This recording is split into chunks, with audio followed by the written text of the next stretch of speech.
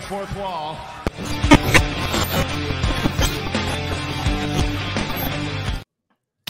Oh, what the fuck is up, everybody? It's the middle of the night. It's John Escudero. It's Nick LaRocco. It's Greg Thomas. We're here live doing Dirt Sheet Radio. For the sake of archiving it on the page, you're free to watch along if you want. If not, we won't be offended. It's simply the Dirt Sheet Radio Wrestling Newscast. If this is your first time watching, we go over the week's biggest news and we talk a lot of shit about professional wrestling. Again, we don't usually go live due to the time that we film the show, but you know what? We figured why the hell not? We might as well. So what the fuck is up, fellas, man? What the hell y'all up to? Let me get a ticker on there. I am thinking about the only time that Cody actually got to finish his story. Probably reading on a plane. No, but he'll get it. He'll get it done. He'll get it done this year. No, he got to finish this story. Oh, that's right. The fucking. And you know how? Because just like his father's story, he booked himself to do it. No, that's the best way though. And I always thought that was a beautiful tribute to Dusty, right? Like I know he felt that in his soul. Like it's the subtle tribute that everyone doesn't understand. Everyone thought it was just about him winning. No, it's that he booked himself to do it. yeah, and that's why I always to keep it. That's why I always thought it was so funny that he would book himself AEW champion. Like, what are you doing? You're going against your blood. There's DNA in you that's telling you book yourself. Book yourself the hottest baby face in the territory, baby. Cody, baby, I don't understand what you're doing, baby. You're going against all of your instincts, Daddy. Take it right to the pay window, baby. Baby, you're the only person in this company you can depend on. It's yours, baby. It wasn't. That's why. Go ahead, Greg. I want to say that's why, like, I understand why people did from the outside, and it took me a while to sort of see it. But that's why I totally understand why you got that sort of 3-year Jeff Jarrett TNA run. It's like Jeff's the only guy who knows he's staying. Yeah, but he had the balls to book himself as the world champion, unlike other people. And he can dominate every battle royal. But that's what I mean, right? He shouldn't have. He shouldn't have, but he did. But Jeff he definitely did. Jeff gets through because Jeff's like the only guy who knows. Jeff Jarrett's the only guy who knows he's staying in this company because it's his. It's his baby. Like you can book AJ Styles as strong as you want, but if Vince calls, like, what do you do about that? You're out of guy. You wasted valuable time with his fear, though. There were a lot of times where. Oh, sure, you could. World champion. Final boss Jeff Jarrett was a time. You actually can't, like it wasn't until they had actually like signed dudes to dedicated contracts that they were able to start taking chances.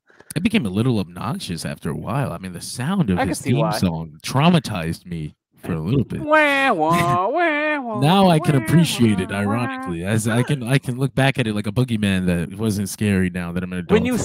When you sent me the Tam Nakano tweet, that was the first thing I thought of. Which one? The one where like someone is talking about challenging for the belt, and then Nakano's theme plays. It's like no. Like that used to be the Jeff Jarrett gimmick. This hasn't been a big week for news. I feel like last week there was so much. Because we've been talking about Jeff Jarrett TNA. That's how you know it's a slow week. That's how you.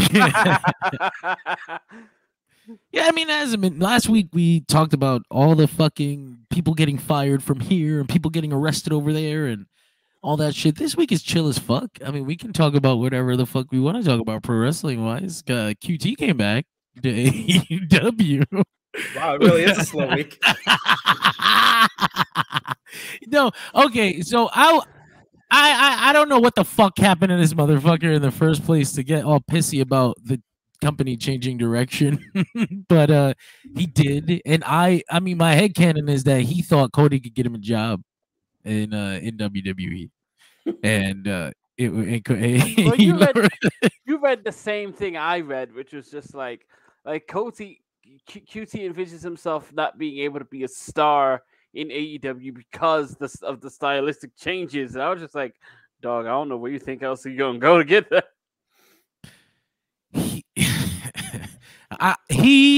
He's not going to be wrestling in AEW now either. Like, they brought him back, and he's gonna be backstage vice president, doing the talent relations stuff he was doing before, but he That's won't how be it wrestling. starts. They've had Pat Buck wrestle. They've had Scott Taylor wrestle. If you're gonna have him be a fucking nothing jobber on ROH, then fine. But I don't need QT on my TV and QTV. I mean, I respect the guy's work ethic. I respect everything he's done for AEW. I respect all the things he's done for young talent and training them. He's a great coach, and he's actually not a bad worker. Like, he's a good wrestler. I think he had some matches that I was forced to watch by AEW with Cody that went a decent amount of time, and they weren't technically bad. I just couldn't force myself to care about him. Some might argue that they would give a little too much time.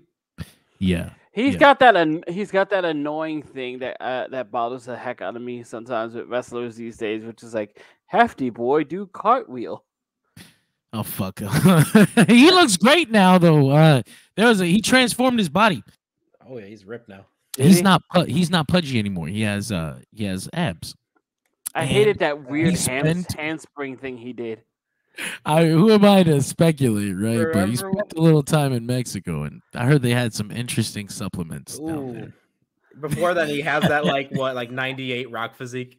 He said they introduced me to this fat burner, and the next day I wake up with abs. What the fuck was this?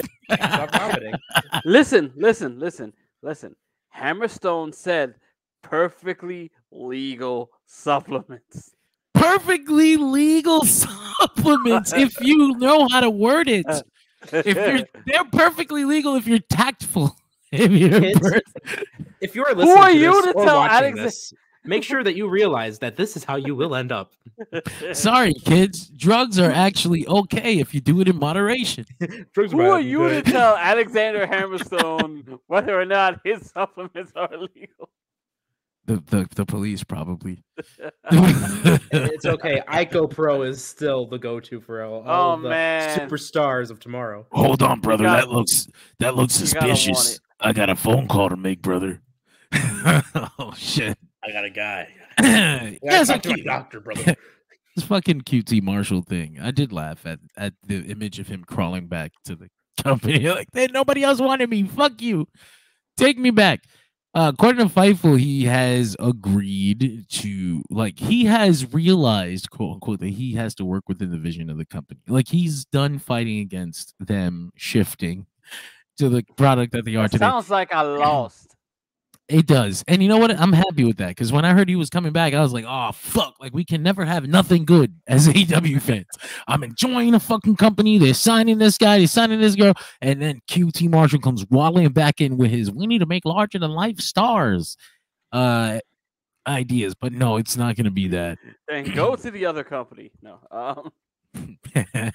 That's what I tell everybody now. That's just going to be my thing now. Like, I'm eating chocolate. I'm eating chocolate ice cream. Like, how dare you come here and be like, that doesn't taste like my vanilla. Like, get the fuck off my ice cream, man. Get out of here. Don't lick my shit. So yeah, man. And maybe you can be that one gross person who who eats the strawberry. You go fucking enjoy your TNA over there. I fucking like strawberry too. It's okay. Until the corporation starts picking out the fucking fruit pieces and telling you that it's still strawberry. Hey, you know what the real forbidden door is? That Neapolitan ice cream. There it is. That's a forbidden door. You got all of it together. Now you see what he did.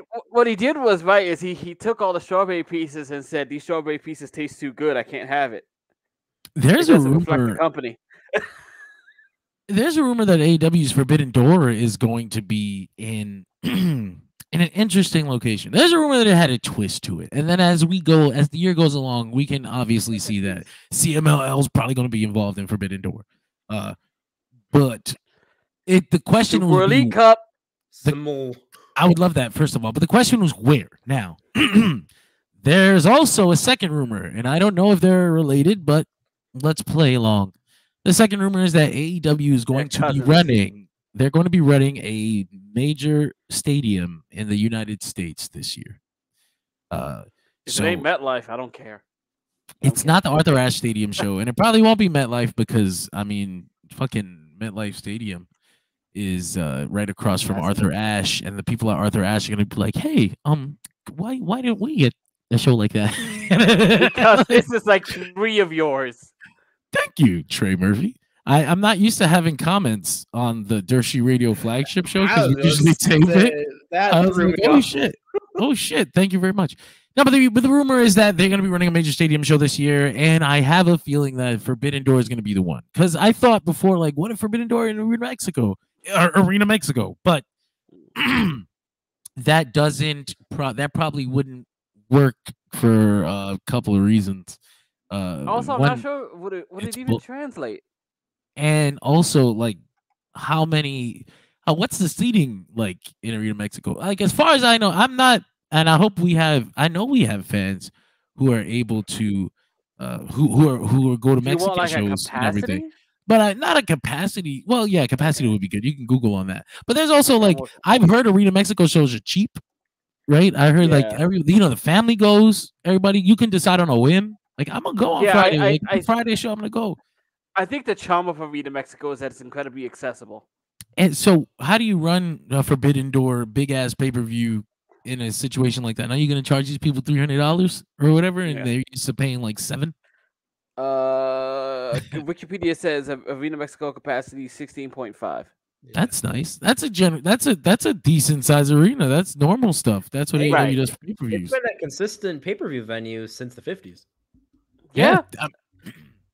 I mean, no one's saying it's not. No one's saying there's nothing there. There's nothing of use there. But like, if we're talking about the big Forbidden Door show, then I don't know. Maybe we're talking about something else here. People mention No, go ahead. I was about to segue into the thing.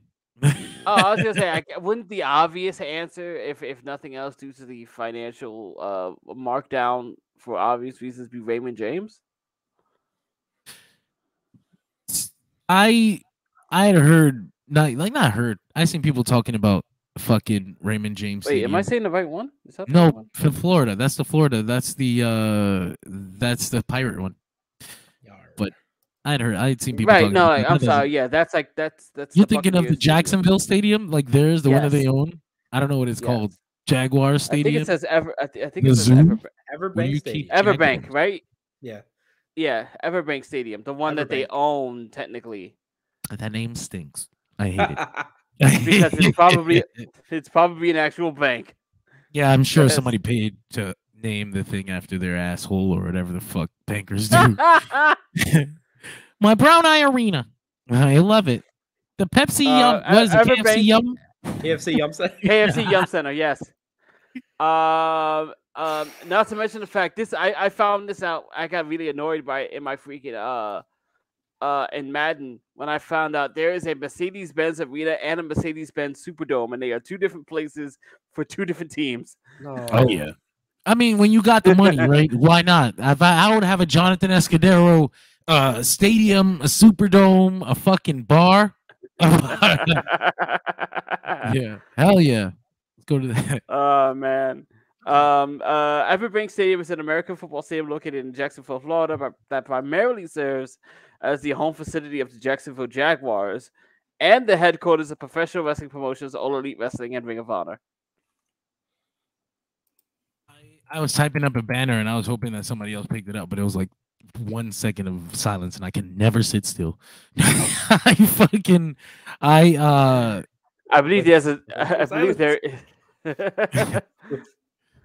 I believe that Forbidden Door is going to be the show that takes place in the major stadium this year. Timing wise, though, I'm worried about that. Like, I think it should be a later show. I think the show that takes place in a United States stadium should be the December one. Like, you should fucking take the whole year to sell that shit out. On paper, yes, but do you want to do an open air stadium in the winter? Yes. Snow wrestling? Snow wrestling? Fuck you. Hell yeah. That's snow wrestling. That's awesome. It doesn't have to be open air. Not all major stadiums are open air. Some of them have domes. I mean, yes, but like you also don't want to close. You don't want to box yourself into your choices.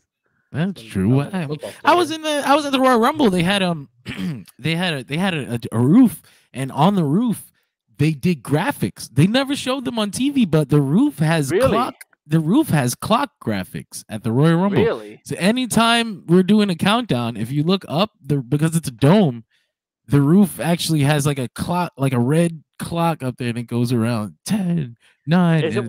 Was it one of the newer stadiums? I don't know. It was like a projection. It wasn't a screen. No, you were at fucking Tropicana Field. No. Yeah, it's all. As a matter of fact, it's falling the fuck apart.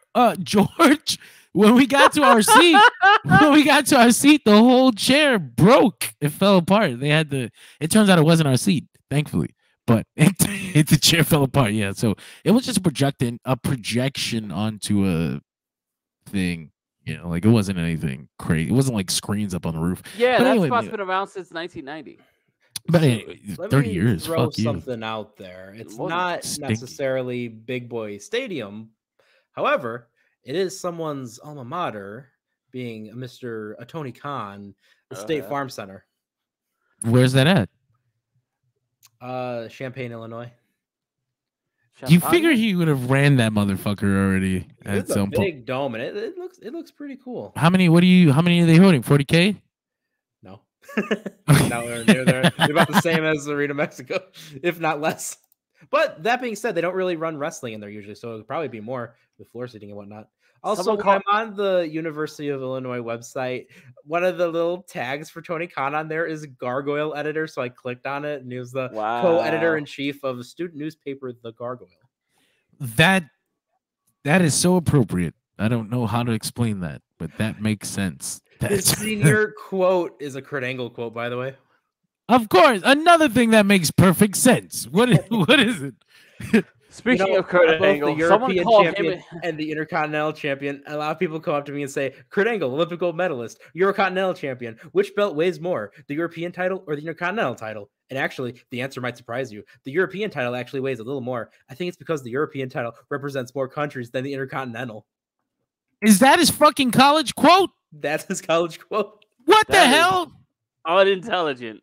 What the hell is that? Did he who did he lose a bet to? I love the guy. Honestly, I don't know him. I don't actually love him with strong emotions, but as far as I can feel positive feelings towards a billionaire, he's probably the one who has the most. I sent one of the great pictures that they used of him as well on there.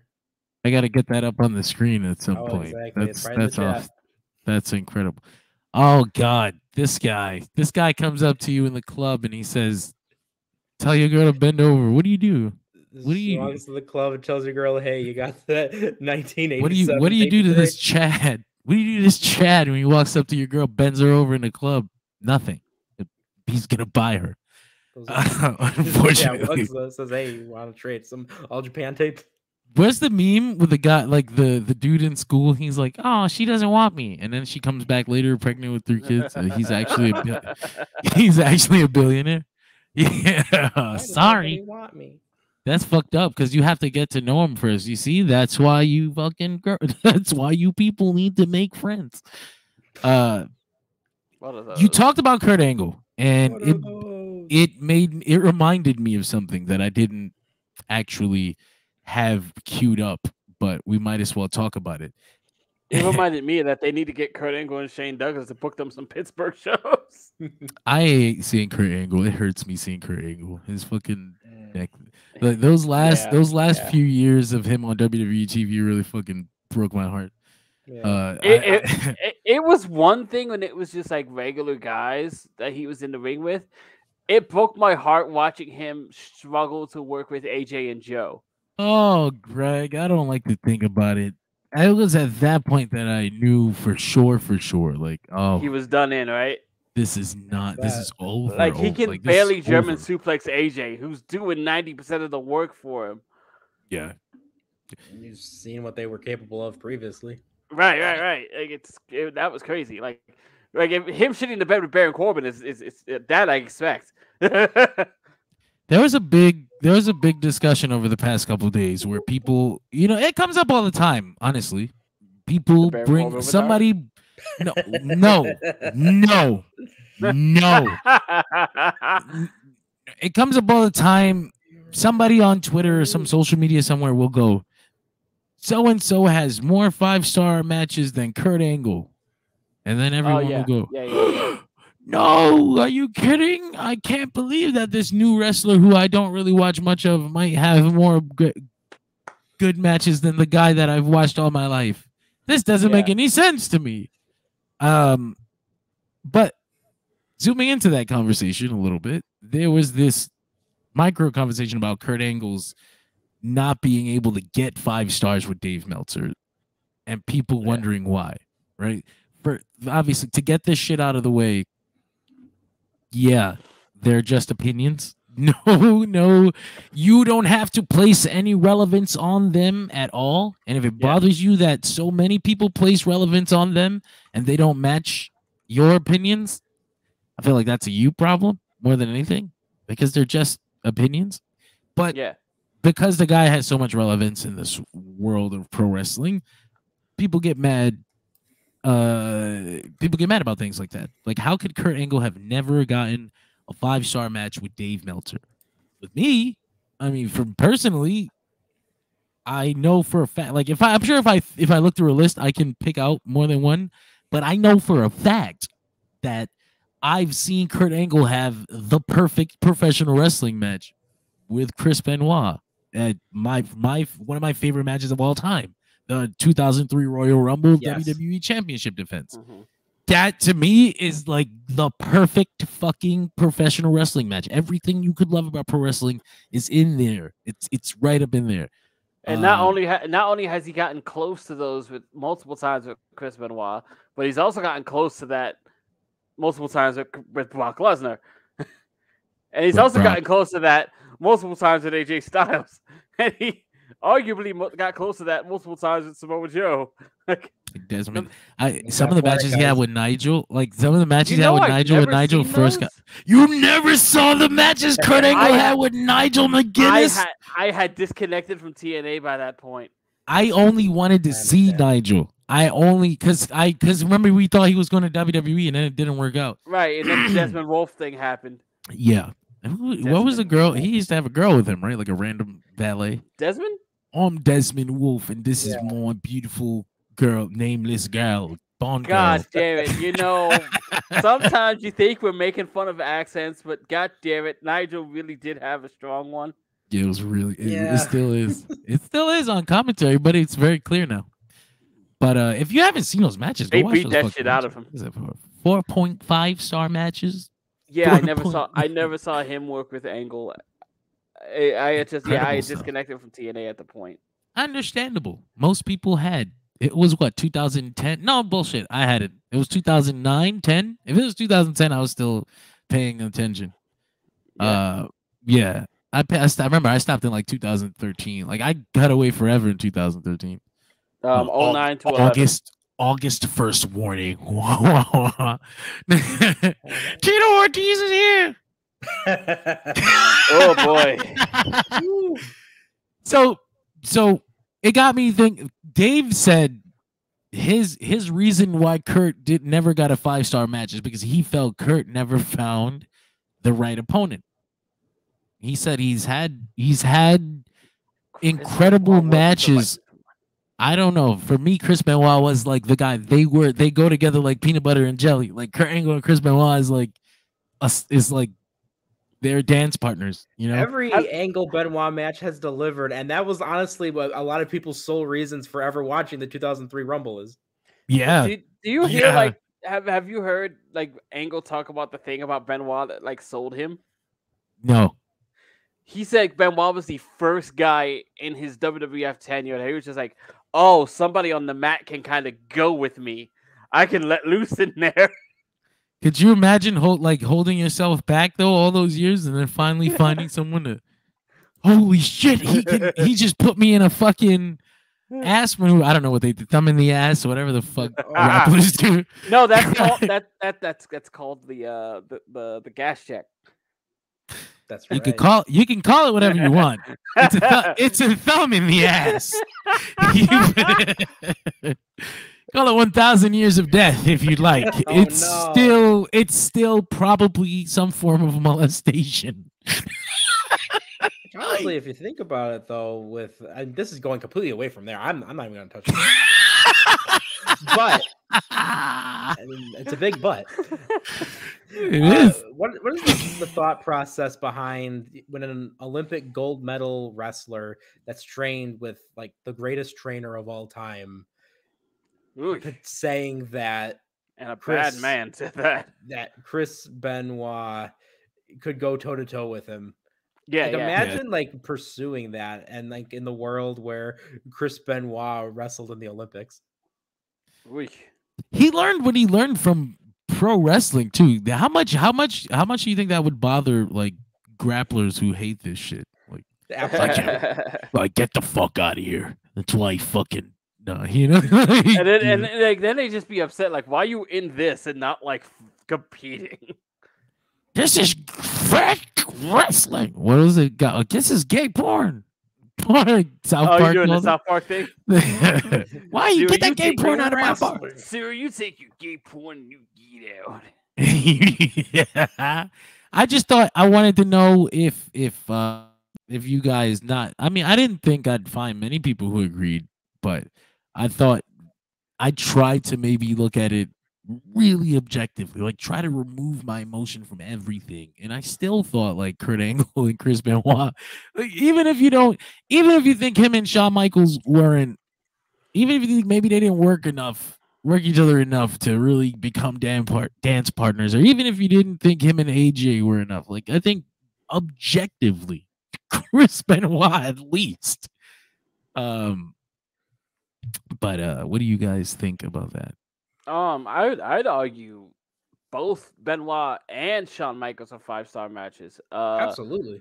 I would argue to some degree that the Brock Lesnar match on SmackDown is a 5-star match. Yes, yeah, especially if you watch it without they have it. Yes, there's a version that without the ad breaks. Yeah. Yep. I'd argue that's a 5-star match, and I'll gather that like the SummerSlam one gets close. The WrestleMania one's hard if you know why. They were having a great WrestleMania though. Like, can you like if that fucking flip didn't happen, like that would have been one of the better WrestleMania like wrestling matches. No, not the flip. Not even the flip. Not even the flip. Way before that flip. Because I have a very vivid. No, it's the same match, but I have a very vivid memory in that match, knowing Kurt was broken. Oh, because his broken neck. So every single and being scared for everybody. Every single bump Kurt takes, I'm just like, oh god damn it, is he gonna get up? No. Like that one was a force rough, of nature. Like, yeah, seriously. I understand. So like that's great. I'd argue that Kurt Angle's match with I think the first match with Samoa Joe might even be 5 stars. Maybe not. I can see why some people might not see it that way. It's a show. It felt like they left some in the tank for more.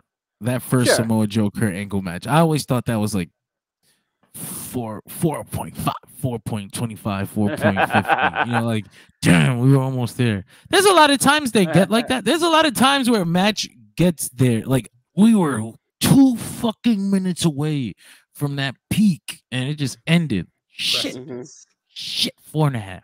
We were almost there. We were almost 5. Yeah, this was almost perfect. But there's a bunch of matches that Kurt Angle had out. Like these are definitely 5 star. Like, at least for me, these are definitely 5-star freaking events. I don't understand what anybody's talking about. Yeah, no, like that. You usually say the same thing too with like, and we mentioned this earlier, like WrestleMania 21. That itself had a lot of great matches on it, or even just like revolutionary. You know, the first Money in the Bank, for instance. But at the same time, like you had SmackDown versus Raw. You know, continuing from the Rumble, you had Shawn Michaels, Kurt Angle, like the best from each brand going at it. So there was a lot of story in there. There's a lot of hype going into it, and it was like one of the few times Shawn's ever tapped out. I love that finish too. I didn't think. I remember I was a kid, right? He was in it for too long. I just like wrestling conditioned me to believe like he's about to reverse that shit. So when he fucking stood in there, we're like, it was like 30 seconds, like a full minute. His ankle's gotta be broken. And he taps out of there, and I was like, get the fuck out of here. Like, I can't believe this happened. That was me when he made Hogan tap. What is that? SmackDown I in forgot 2002? that happened. Yeah, he made Yeah. Hogan, and I remember I was a kid. I'll never forget. I was like, Hogan just tapped. What? Yeah. Two-tone Hogan. Exactly. Actually, the image of Kurt having the ankle lock on Hogan is like burned into my memory for some reason. Is I it? don't know. It is. It just is.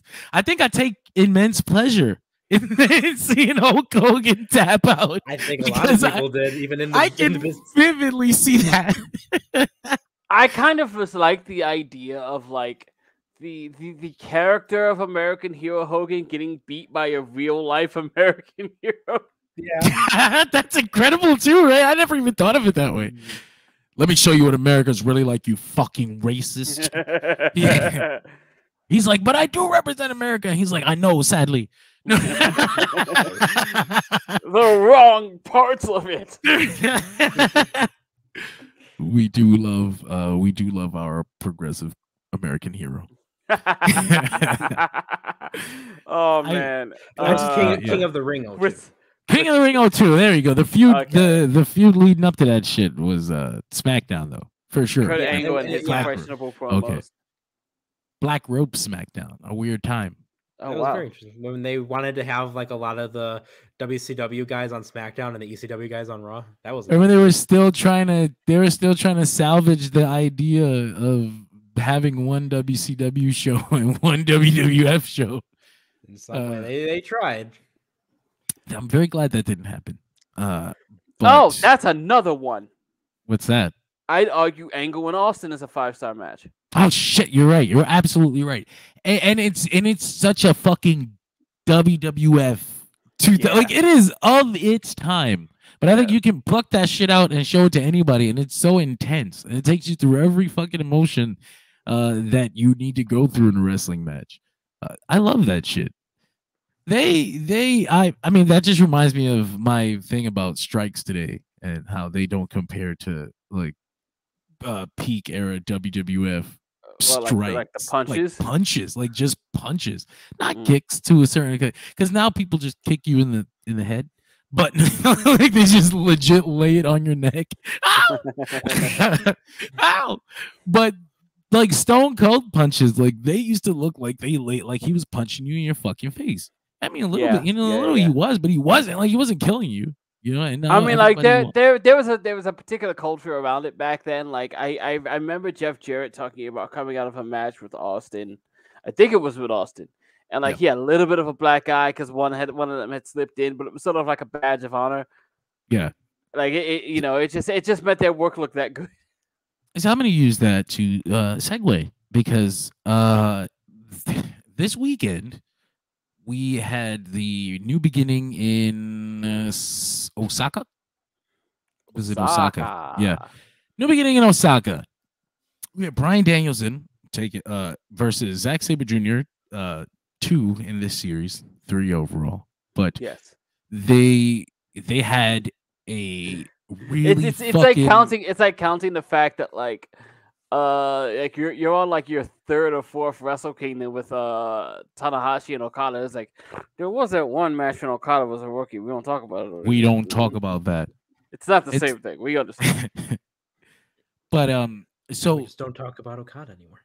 So if you watched AEW New Japan or whatever, you will remember that Zack Sabre Jr. and Bryan Danielson originally had an agreement that they would try to find out who was the best technical wrestler in the world, and by that they mean grappling and submissions, and not necessarily strike moves that will pin you. But in the original match, Bryan decides that Zack Sabre Jr. is just too even, and he takes the shortcut, and he fucking knocks his ass out. He decides, I need to win. I can't do this. Bow, running knee, takes him out. And so Zack Sabre Jr. says, fuck you. You didn't beat me. You're not the best technical wrestler in the world. You did not tap me out. Like, you didn't figure this shit out. So we're going to do it again. So in this match, they have the same agreement. And once again, they're fucking even. So at a certain point, I think Bryan is the first one who decided, like, fuck that. Like, I'm going to try to pin him again. It's a callback to him being the first one to decide in the original match, like, fuck that. So he makes the decision, but this time he doesn't pin Zack Sabre Jr. because he made the decision too soon. Zack decides like, fuck that. Then if that's what you're going to do, that's what I'm going to do. So they start beating the shit out of each other. And so the first half of the match is all submission based grappling. And then the second half is like, we're going to beat the fucking shit out of each other. So it was this clip that went viral over the weekend. That, as you can see, it was late in the match and they were beating the fucking shit out of each other. Of course, that's the story that they were telling in the match. That was the story of the match. I saw the post go viral, people that were excited to see this, as I was. I think that this is one of the best matches of the year. For me, personally, this is the best match I've seen this year. But I think it was Ice Cube's son who said, like, you guys think this is wrestling? Like, this doesn't take any technique. They're really beating the shit out of each other.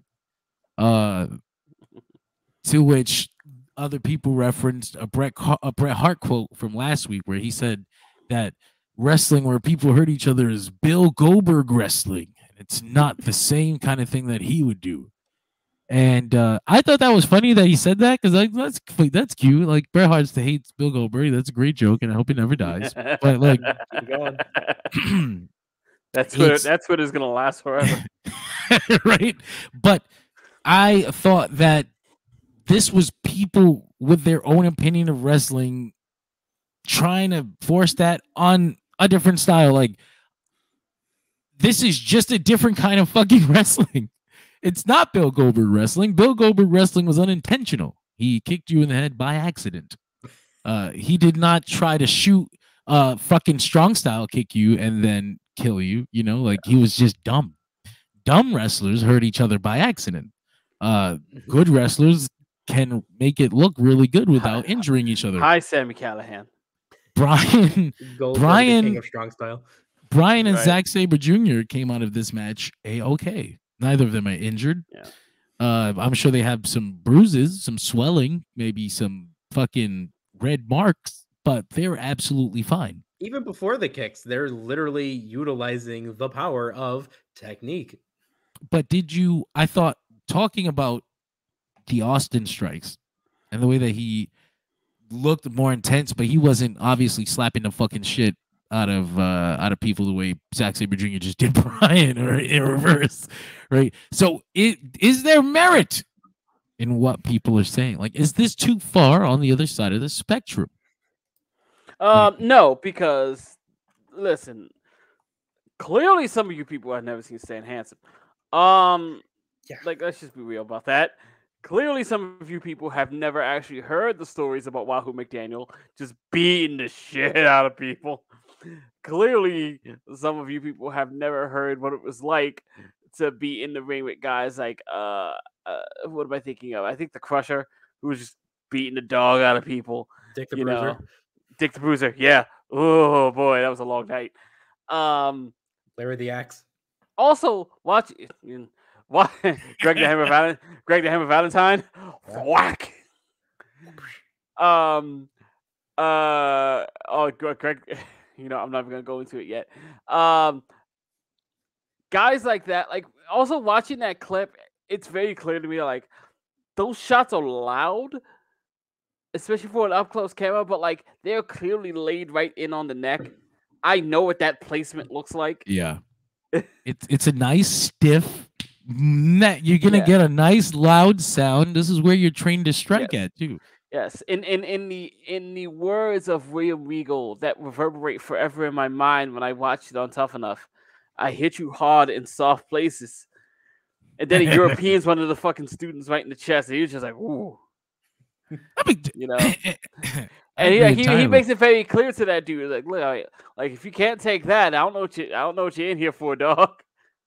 That's pretty much where I'm at with it. Like, it would be one thing if Bryan or Zack Sabre Jr. were doing this to people, like right in the freaking eyes. But even like unsuspecting wrestlers just like pounding the shit out of them, like hold still, oh wow, like fucking. It's not like they have a reputation of like a hardcore Holly thing where you just you pick and choose when you're stiff and when you're not. This was just this kind of match. right? Or the kind. This is the story that they were telling. It was a damn good story. That just makes me think too of the philosophy with like Fit Finley and William Regal. They're two tough guys going at it just to prove, hey, we're tough. Let's actually duke it out. And knowing how Zack Sabre Jr. and Danielson are, I could 100% see that being something that they would do. It's not even an opinion. It's like an objective fact that these are two of the best people in their craft in the world. These are two of there are tens of thousands of professional wrestlers breathing today. And these two guys sit on the fucking top of that mountain in regards to skill. I think some fucking I don't want to shit on this guy, and I hate this nepotism baby thing. I'll just say this fucking know nothing, loudmouth, large following person questioning the technique of Bryan Danielson and Zack Sabre Jr. Who the fuck? How the fuck? Where the fuck? Get the fuck out of here. Get the fuck out of here, man. I can't fucking believe that shit. I cannot believe that word. That was the word that bothered me. Like, opinion-wise, I'm not even fucking talking about objective shit anymore. It's just opinion-wise. Fuck you. How fucking dare you? Who the fuck are you? Then the guy goes on in the same fucking thread. Completely different conversation. He says, WWE created the War Games to spite Dusty's creation, Starcade. I said, this is the person you motherfuckers are listening to. This is the person whose opinions you're all sharing. God damn this internet forever. Sir.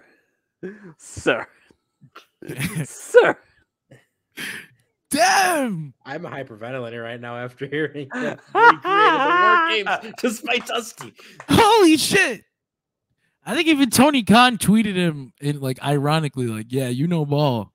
you certainly know what you're talking about. That's who you're all that's whose opinion you're all amplifying. So mind you, WWE didn't even get to inherit War Games. They had to buy it from freaking Court Bauer. Like 30 years later because they were fucking dumb. Dumb. Danny Oja in the comments says, is it me or does WWE really not have any stories except for the bloodline crap? I will disagree. I will disagree. There's a lot going on up there right now. Because the most obvious one has been the long-running Bailey and Damage Control story. That's actually like one of the best things they got going on right now. Yeah. I mean, I know the Cody and the Rock thing is like it's big, it's flashy and shit, but the Bailey EO story has the most substance for me. Yeah. It also peaked the viewership on SmackDown last week. Did it? At not 2.7 million, like 2.07 million. Dakota comes back and it has yes, and she kind of chooses Bailey's side, but not really. It's not all that declaratively. Yeah, but not really. Yeah, I think that story will play out pretty fun. I think regardless. I'm going to take this opportunity just to talk about something on a general scale. I find that those weapon fake out scenes are often difficult to film and to block and to make it look like it's not stupid. Where they stand behind Bailey with a chair. Like the way she's so aggressively looking at Bailey with that chair just to swing at somebody else. I'm just like, this could be done better, guys. But they're telegraphing. They're leaving hints, heavy-handed hints. Can you lighten the hand just a little bit? No, I for sure I agree with you. I thought that they had probably one of the better WWE stories going on right now. I know there's a lot. Yes. I think there's a lot going on. There's so many different stories in the company right now. They get the Drew McIntyre story. You got the fucking Bloodline, The Rock, Cody Rhodes. You got Seth Rollins trying to find his life. You fucking Sami Zayn is dying. So if we're on the conversation, I don't know anything about that. If we're on the conversation of stories, I guess I'll bring this up because I saw it on a video at some point. I know somebody said that like there's oh geez, we lost. Oh, okay, There he okay, that was goes. He's weird. alive. That's what happens when the internet gets a little silly. Yeah, it is. For a second, I thought you fell asleep until you sent the message. I was like, "Oh, there he goes." Yeah, I'm not done yet. I saw somebody note that like there's almost no way out for Seth Rollins because they have dug his heels in too deep on this angle. Yeah, that's what I had said last week too. Even just directly after the press conference, I was like, he's too involved in this situation. Like, could you imagine all the promo videos for the match at WrestleMania had the press conference and Seth Rollins involved, but he's not even in the story by then. Like, he's doing some bullshit. And then it's just like, oh, by the way, Seth Rollins is wrestling Baron Corbin. I don't know, whatever. They just imagine they get like all the promo stuff for it, and then like within the last like 4 weeks, he's just not in anything anymore. They don't even give him a match. He's off WrestleMania entirely. They edited him out like he did something wrong. Yeah. What happened? Nothing. You don't fit. No, I think I think they're gonna have him do double duty, but it's not like it's gonna be double duty in 2 multi-man matches. So like he's not gonna be doing all the work. Like if you combine it, it'll be like 1 match's worth of work. Because you do the tag match on night 1 with the fucking him, Cody versus The Rock and Roman, and then on night 2 they'll do a triple threat for the world title. On some degree, I respect. On some degree, I respect that, but at the same time, I just start saying like, well, you just should have taken the fucking belt off him then. Yeah. But like if you had to go to refuse. Yeah, like I said, I'm just, like in my head, I just go, if you had to go to this length to protect him, you should have just taken the belt off. He worked. I think the idea is like he worked really hard, right? He really did carry the brand. That's wonderful. Shit. Cody was right there. Like Cody was right there. But no, Seth Rollins carried the brand. So yeah. And I mean, I'm minding the company. I'm sure they feel like they need to reward him, and we don't want to strip you after all this, everything you did. And plus, too, he's got that connection with pretty much all the guys to different degrees, and even The Rock. You can argue, that's like Triple H's chosen one. Yeah, and that's kind of that connection there. Plus, he's had the feud with Cody. He's one of Dusty's kids, and on top of I mean, I know what you want to do with Seth Rollins, Nick. Kill him. No, I don't actually know what you... I don't even know what I want to do either with him. You were campaigning for the Rock match. Sir, that was satire. Hell yeah, that wasn't real, sir. No. I'm running with it, man. Look at me here. No. that was actually a really weird thing. They had Damian Priest say like, "Oh, they told me I can't cash in on Seth Rollins because he's injured." Like, what the fuck? That would be prime time to cash in on the man. He's injured. I'm gonna put him in the hospital bed. I want that damn world championship. You can immunize yourself by being on the DL? You just claim you have a headache. They can't pin me today. I reported in sick to the nurse. So I have a pass. I have a you can't cash in. You know what's pass. funny about this? One time, but I'll get it next time. What's funny about this is that news comes very right on the heels of the MLB scandal recently about the fake DL list. Oh shit. I didn't know that. Was it like they were saving people who they didn't want tired for more important situations? Basically, you're allowed to have a certain number of guys on your roster. But technically, if somebody is injured, you can bring somebody else onto the team. So now you have one extra guy on the roster and you're just sort of rotating. So people would be injured for no reason at all. That's really good. Practice injuries. That's like the guy that reminds me of the dude who ran onto the field at the Super Bowl on Sunday. He fucking made a bet for like $10,000 that somebody would run into the field of the Super Bowl on Sunday. Oh, wow, and then he became the guy to do it. If you want something done right, you got to do it yourself. And then he put it on TikTok. So he went and fucking fucked it up for everybody else. He ran through the gate and closed the door behind him. You piece of shit. Wow. I didn't know there was a bet attached to that. Just remember, there was also a streaker during the Puppy Bowl. Wow.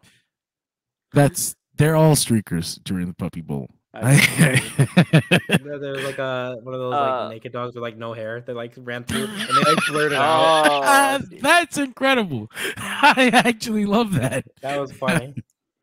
But yeah, that's a very recent MLB scandal that only one guy got in trouble for, even though everyone kind of knows all the other teams are doing it. That means that everyone was just laughing and laughing and laughing. one guy said that like I think his name was AJ Przinsky. I think he used to play for your White Sox, Nick. Yeah, I was gonna say that's a familiar name out here. Yeah, and like we need you to go on the DL for a little bit so we can move stuff around. Like just let's come up with something. And the injury they placed him on was anal fissure. That's fucking. He claimed he had an anal fissure. I got my asshole busted. Because you can't even check it. It's like, how do you make sure? How do you double check? Like, is his asshole broken? How do you confirm it? I believe him. I believe him. The issue becomes when like this is a whole real thing, and he's just like, no, really. Absolute goddamn madness. I feel bad for the situation he's in, but like I get it. Like Seth wants to be the guy to defend that belt at the show. I understand that desire, but good lord. If we're doing this much work to protect him, it almost seems like it's not worth it. No, but here's the thing, right? So it's two sides, right? You want to keep him happy, you don't want to strip him of the belt, but you also don't want to rob him of the WrestleMania main event. Because CM Punk fucking robbed him of the WrestleMania main event by being made of glass. So the Rock thing inserts Seth into the night one main event. He gets the same spot that he was going to have with Punk. And then the next night, they have the world title match. So he basically has his cake. He eats it too. And he's happy. I think he should drop it to Sami Zayn. I would rather. Maybe I'm an asshole on this one. I'd rather give it to Bayley at that point. That's horrible. No, I don't mean drop it. I mean so the story right now is. I'm talking about the main event. I'm sorry. Oh, the actual main event. I was talking about the title. So when you said, I'm like, huh? He was like, give it to Bayley. I don't disagree, but how are you cooking this? I need to hear your ingredients. I had like all this. Like, Sounds like I'm not. Sounds like I'm not sure, but I'm curious on your formula, sir. I don't disagree, but I want to hear you out first. It's all about main events. I'd rather give it to Bayley at that point. I agree with that. That's just me. I do agree. I agree with what Jesus is saying here. Sammy wins the world title. He's got to pin Drew McIntyre. It keeps Seth Rollins. If you know me, you would know that is absolutely not true. Jesus, I agree with Jesus, who says if Sammy wins the world title, he's got to pin Drew McIntyre. I want to keep Seth Rollins strong, but it keeps the Sammy Drew story going. So, like at Backlash, you can have Sami Zayn and Drew McIntyre for the world championship, and it's a good match. At this point, because it serves two masters, it does. I would actually rather put Drew over here. Oh yeah, I mean, I get that. I absolutely get that, and I would love to see Drew as champion again. But the story that they're telling with Sami Zayn makes it so that if he doesn't succeed at something, he's an absolute fucking loser. Because they set him up, he's on a losing streak, right? And he's cutting these promos in the empty arenas, and he's all, I don't believe in myself. And Cody's like, I haven't the seen fans believe in you. Oh yeah, that's his story now. Like he's lost because last year he was in the main event story, and this year he's got nothing going on. And he's like, oh no, I don't know what to do. Just and like so he lost. He lost to Shinsuke now again. The losing continues. And why does this sound familiar for Sammy? He's always losing. Yes. Everyone loses to Shinsuke when it doesn't matter. And Shinsuke exactly. He only gets wins when they don't mean anything for him. Yeah. Last big win, Royal Rumble 2018. But Sammy's got this going on, and at the same time, he's had lingering beef with Drew McIntyre since last year that keeps coming up this year. Drew cost him the match. Drew cost him the match on Monday. Okay. Drew's also actively in the World Championship storyline right now. Like he keeps on saying he wants it. So I see that triple threat at WrestleMania. That's fair. In my head, because I keep hearing the quote in my head too. I'm not talking about a complete change of character, but I just have this fun thing in my brain about like this almost overly almost overly religious Drew McIntyre, because he keeps harping on the fact that I prayed for this and it happened. He comes out as Daredevil. Like he's Daredevil now. Like that's his character. Like I'm conflicted because I want to cause so much pain, but I shouldn't. No, like It's just every emo ever. like because God gave him this thing in CM Punk. That like he gave him a gift. Miro's on the other show. Like, how could you? How could you? You gave me the neck made of sand, and you gave him everything he's ever wanted. The power to end the fragile. How could you give him everything? Yeah, I like. I really enjoyed this idea that So I want to say maybe a really, you know what? I've got it. It's almost a return to the Chosen One thing, but it's got a fucking religious twist to it. Oh, he's actually been chosen. Oh, yes, no. because God has been giving me these stars. All the things I have suffered. God has given me these gifts. He gave me the injury to CM Punk. He gave me the World Heavyweight title. Set the bush on fire himself, and now he's talking to it. Oh no!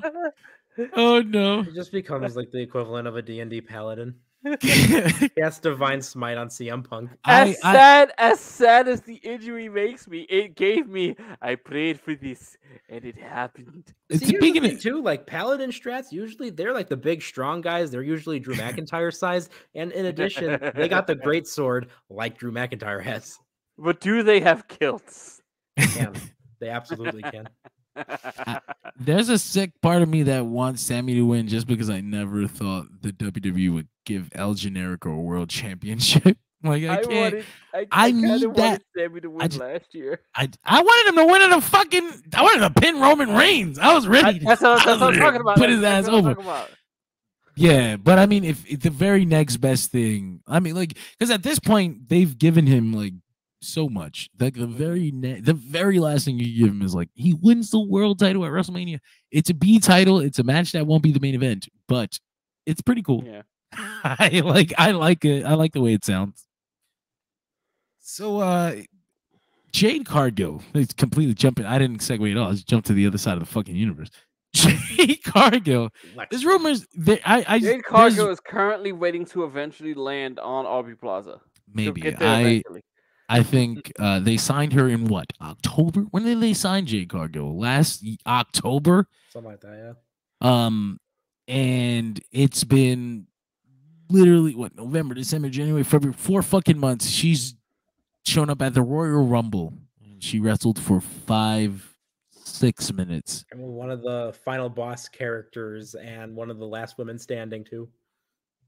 She looked great at the Royal Rumble. I didn't notice anything wrong with her. The reaction was huge. Yeah.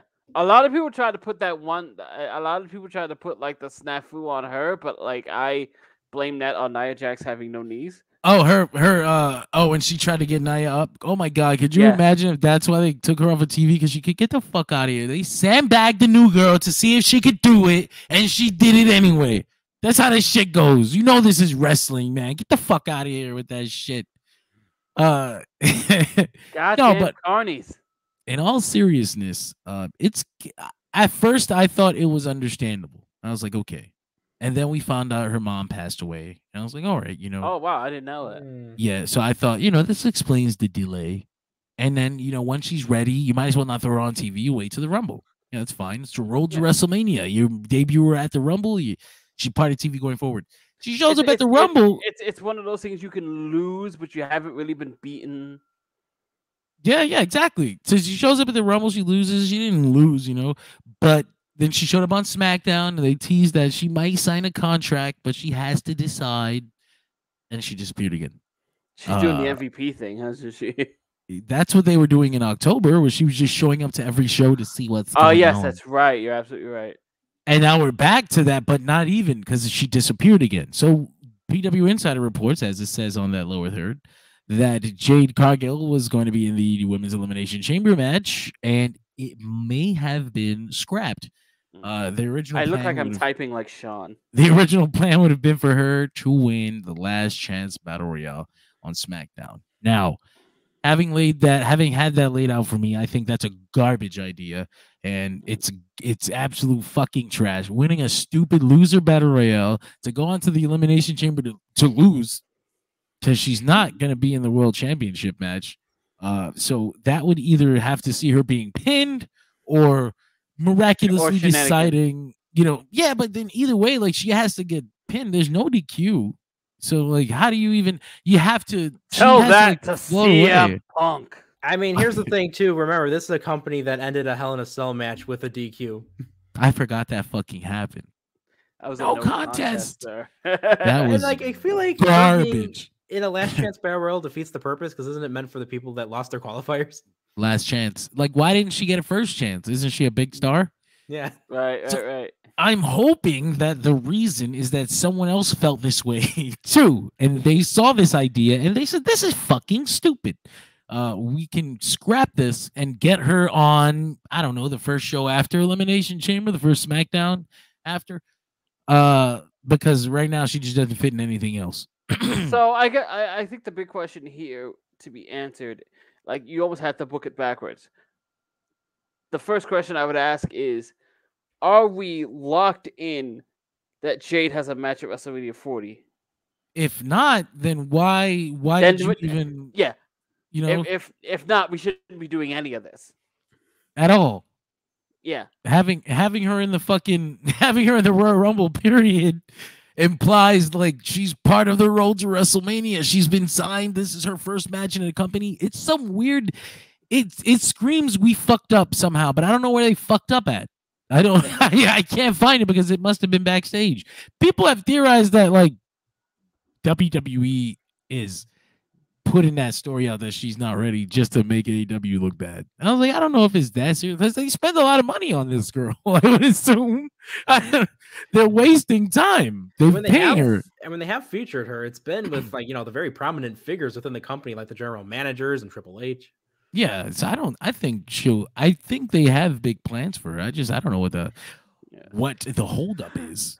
It's one of those weird things that it's just like, oh yeah, the company is burying her. Like, yes, putting her on TV is really a great way to bury somebody. If anything, keeping her off TV is protecting her from dealing with bullshit situations, because we don't know what to do with her. But the problem is that it really fucking killed her momentum. She came into the company hot, and people were excited. They were ready to see Jade. And then again at the Rumble, they were hot. They were excited, ready to see Jade. And now it's like right back down. Especially for a final boss type of character in a Rumble match. Exactly. I'm curious. Well, yeah, I don't think they see her that way yet, and that's one of that. They might put her out at like number 29 though, and they had her doing the whole fucking, or 28, and they had her posing off and throwing the big fucking knee jacks over, and the showing technique of third place technique. You're so stupid. They killed the big monster with the new monster. That's how that goes. That's anime, baby. But like, it's one of those weird things where. Maybe it's an old regime problem, but like it feels like they don't know what they had to begin with before they started all this movement on screen. I don't agree with this story. I don't agree with the idea that she's not ready. I think there's things like, what the fuck, like Jade, the shit that she had to learn, the shit that she had left to learn was like WWE intricacies. Where's your hard cam? This is where our camera is. Slow down, pose. Like fucking. So this idea one of those weird intricacies is the way she does her pinfall wouldn't work on WWE TV because the camera doesn't want to catch any crotch shots, or no. So like like she's got the jaded thing, and then she sort of turns over and leans back for the pinfall, right? Oh yeah, because the hard cam's in the other side. Right. So now it's. You want to have your opponent like up facing the hard cam when she takes the bump, but then Jade has to turn and face the other way, and now the camera's on her back. So she either has to change that situation, or she just needs a new finish, right? So now we've got to train her how to do this our way. This is the real holdup. It's just been this issue for 3 months. They just can't figure out how to pin in a way where she looks at the camera. And we're not going to put her on TV till we get it. It's one of those weird things, because I made fun of this for a long time. You remember when they had Nia Jax? She'd do the Samoan drop, but she did it where she had to face the camera and then do the Samoan drop, and then she would get up and walk around to do the pinfall so that she was again facing the camera. Yeah. And I was like, this looks dumb as shit. I'm sure we're going to see a lot of that awkward shit with Jade, but I don't agree with the idea that she's just not ready. Like, people act like she was hurt. Like, she wasn't even hurting bitches in AEW. Like, the worst thing about Jade was, like, sometimes it looked awkward because it was miscommunication or the timing was off. But I feel like towards the end, especially literally in the very last match, I feel like it was like a graduation match. Like, it showed together. Like maybe all the things that she had learned over the last 3 years in AEW. They all came together in that match with Chris Statlander, and they had it on Rampage. Petty as hell. Right. But what is it about Rampage being that finale type of show? Right? Same with like Santana and Ortiz. Oy. And you'd even get like some occasionally you'd get Jade pulling off some intricate spots, like the finish she pulled off with Sky Blue. Oh, she caught her and then jumped into the Jaded. Yeah. Like I said, I don't. That's all bullshit. And I really want to see what the fuck the company's gonna do with her. I think that Bianca Belair thing was obvious because they had the face off at the Rumble, but then they both expressed interest in being a team instead of opponents. I was like, I'd like to see y'all fight each other first, but okay. Being friends, fight. If that's what you want to do, that's on you. I think one of the difficulties there is just like you've put her in a situation where you almost, because of the shallowness of the women's division to begin with, and because of the kind of, as you put, final boss-ish character that Jade Cargill seems to represent, you almost have to be deciding on a main event push the moment you actually start using her. Yeah, that's how I see it, but then that's my queen, so I'm like, world championship or bust? What the fuck? No. I think it's just, I think it's one of those things. Like if you put a 7-foot jack dude on television, it's got to be a main event push. Or what the fuck is he doing here? Yeah, usually they stink too. That's the issue. That sucks. Yeah, but you know what I mean visually. Like if you put this monster on TV, there's nothing to do with them except the main event push. Quick break. I wanted to show. I saw this video go viral, so I've been watching bars. I'm watching NXT sometime more than I've watched it since Black and Gold, because now I direct the damn stream. Hazard. I direct the stream, so I put the fucking NXT on the TV in the background. And to be honest, it's not that bad. You know, the worst part about NXT is the segments. It's I call it Hickenbottom High. It's like high school. You don't it's care all for the high Chase school. U drama? Fuck you. All right. It's all. It's the fucking worst. But it's not just them. The school, John. It's not just them. Because you know what? That was ironically entertaining. That was really fucking dumb. Like, we're gonna save the school by doing OnlyFans. I mean, calendars. Like, you know, whatever. Like, that was stupid as shit. But it's not as bad as like the new girl. Like, these people, I don't fucking even know their names. I'm just saying, college sports scandals are a real thing. No, but it's not college. It's not fucking college. All right. Yes, So it this is what the fuck. College. This is what they're doing on this show. There are old people writing these stories, and they see the kids in NXT as kids. But these are on television adults. These are grown ass fucking people, and they're doing stories where they're students in the locker room, young adults, taking coffee from the girl. Like, I'm taking the coffee because I've been here longer. You know what? I don't like it. I'm going to dump it in the trash. And then the girl sits there looking like, oh no, I'm being bullied. Like, what the ever-loving fuck? Now I have to what are we on. doing? Be a bully, be a star. And so it's a combination of those kind of see this bully program? No. And and actually decent wrestling matches, like pretty good wrestling matches. Like right now, Yes. Baron Corbin is having the run of his fucking life. Ironic that Direct both of style. Baron's best runs are in NXT. It's true. Like he's been him and Braun Corbin. Fuck my life. Oh no. Braun Breaker Rex have, Steiner. No, have wait, aren't something. they the Wolf Dogs? The Wolf Dogs. My host Tyler guy calls them Corbron. But All right. I can't. I think they got so much charisma together, and even in the ring, like they're like goofballs. Like Braun Breaker does a move, and now Baron Corbin has to do his own version of the move. I can do it too. It's really fucking interesting. There's good thing. Carmelo It's Hayes. weird to watch now, knowing that supposedly Braun is supposed to have gotten the call up, and he won the fucking tag belt. So yeah, you know. But yeah, there's good shit on the show. There's really bad shit on the show, but it's where they're learning and tweaking. So like, I give them a lot of leeway. I did notice HBK has a very interesting taste in women's wrestling, and I think I agree with his vision, if you will. I would like to show. I would like to show. One of my other friends says they need to see Sean's search history. Yeah, no, so everybody keeps saying I need to see Sean's Instagram for you page, because I know that his algorithm is giving him the wildest shit. I will say that algorithm for Mr. Hickenbottom.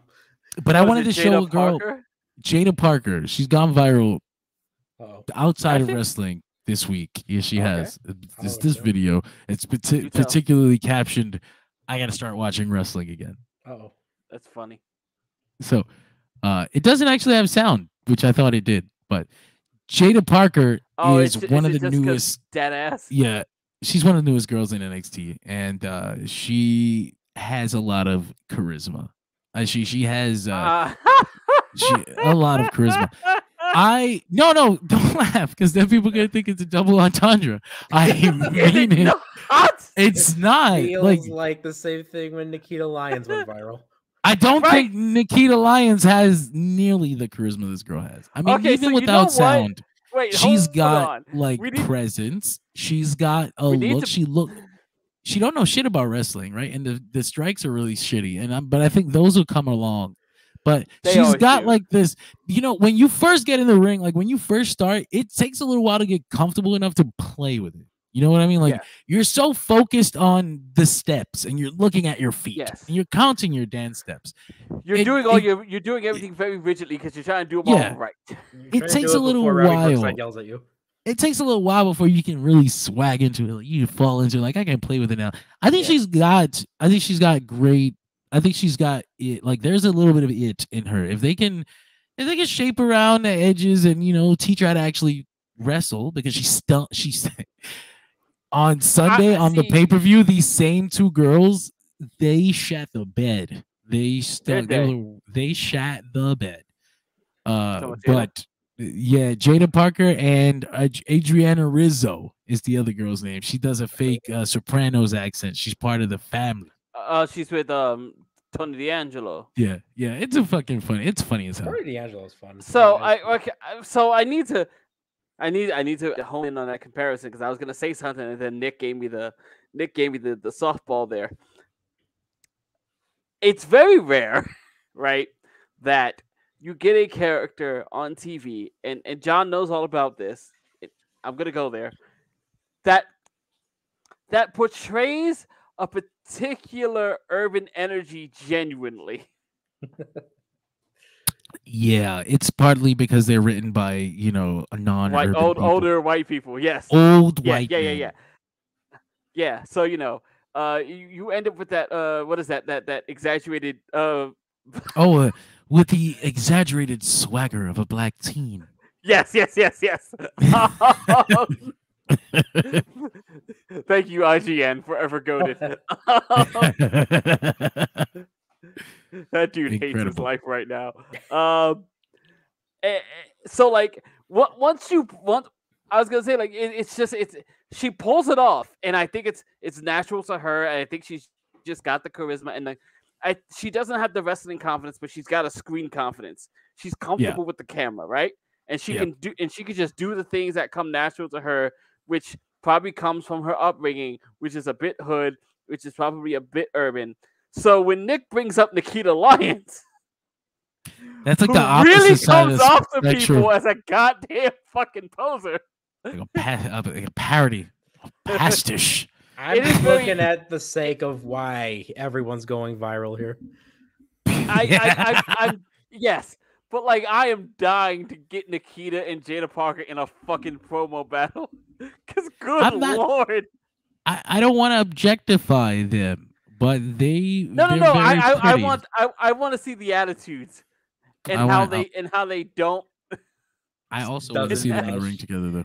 I feel like that's just so true for like the majority of the NXT women's division, though, is just the fact that it feels like it's such a mishmash. It's just like a random assortment of individuals that are just kind of thrown together because it's Hick and Bottom High. It is Hick and Bottom High. They're just figuring things out, though. That's why I give them a pass on that, because they are just figuring things out. It is very much school. They figure it out great on the men's side. I don't know, for what the women's side just doesn't hit for me. And they tell you they'll fucking say, they'll fucking swear up and down, NXT has the best women's division in wrestling. Where the fuck? Where are these matches? Like, point me to this shit. Like, fuck you. Get the fuck out of here. I'm sorry. I can't. I've seen so many people say it. It's such a cop out. Like, it's just not wanting to say what it really is. I'm just gonna find anything else. Impact has the best women's division in wrestling. Like, and who and which matches? Recommend me matches, motherfucker. Nobody got them. They don't exist on paper. Who's writing? On paper and based on the somewhat limited sample size that I have. The NXT women's division, and this might absolutely be a Sean thing, very much reminds me of like early to mid 90s WWF, which is super charactery. We got the Italian mobster chick here. We've got the hood chick here. We've got the rapper dancer all around chick here. We've got the college kids. We've got who's doing the beauty queen? Santino's daughter. Yeah, and she's actually really fucking good at it. They don't give her much on screen, right? What they do is they give her a lot of background, and she maximizes her seconds. Like she's back there. She doesn't. She's just in the background. Like they do this stupid Hick and Bottom High shit, and they go to the locker, the girls' locker, and things are always happening in the girls' locker room, and there'll be girls in the background. Sounds just like a trouble. Yeah. There's girls in the background who just like conversate while the things happen in the foreground. And she's always in the background, aloof, fixing her fucking crown. I'm a fucking queen. And then when something happens, she's got like the fucking most absurd reaction. Like she's maximizing her time on screen, even though they're not giving her much for herself. I think that is important. That's a good quality to have as she entertains me being back there doing dumb shit. The one who probably has the least amount of like quote gimmicky character to her is probably like Lola Vice, because they're banking on the fact that she was a legit fighter and she's hot. I feel like they did that with a lot of women though, especially the ones that came in from the UFC. She's very pretty. That's probably true. That's about she's what very I can pretty say. And she has the legitimate martial arts background that she's trying her best to integrate as smoothly as she can. Roxanne Perez, I don't know what they're doing with her because they're trying to turn her like more aggressive and shit. She's so funny. Cause I said it on the NXT show to the guys that are on there. They're trying to give her this edge, right? And she's supposed to be turning heel, right? Or not turning heel, but like very aggressive. And she makes these angry faces, but they're so adorable. They're those adorable things ever, right? And she want to pinch your cheeks like, you're not angry. Like, get over here. Like, get out of here. Isn't that bad? That's the reason why she's like my favorite of the NXT women. It might be. Because I get it. It looks like one of those like adorable chibi anime faces. She's like,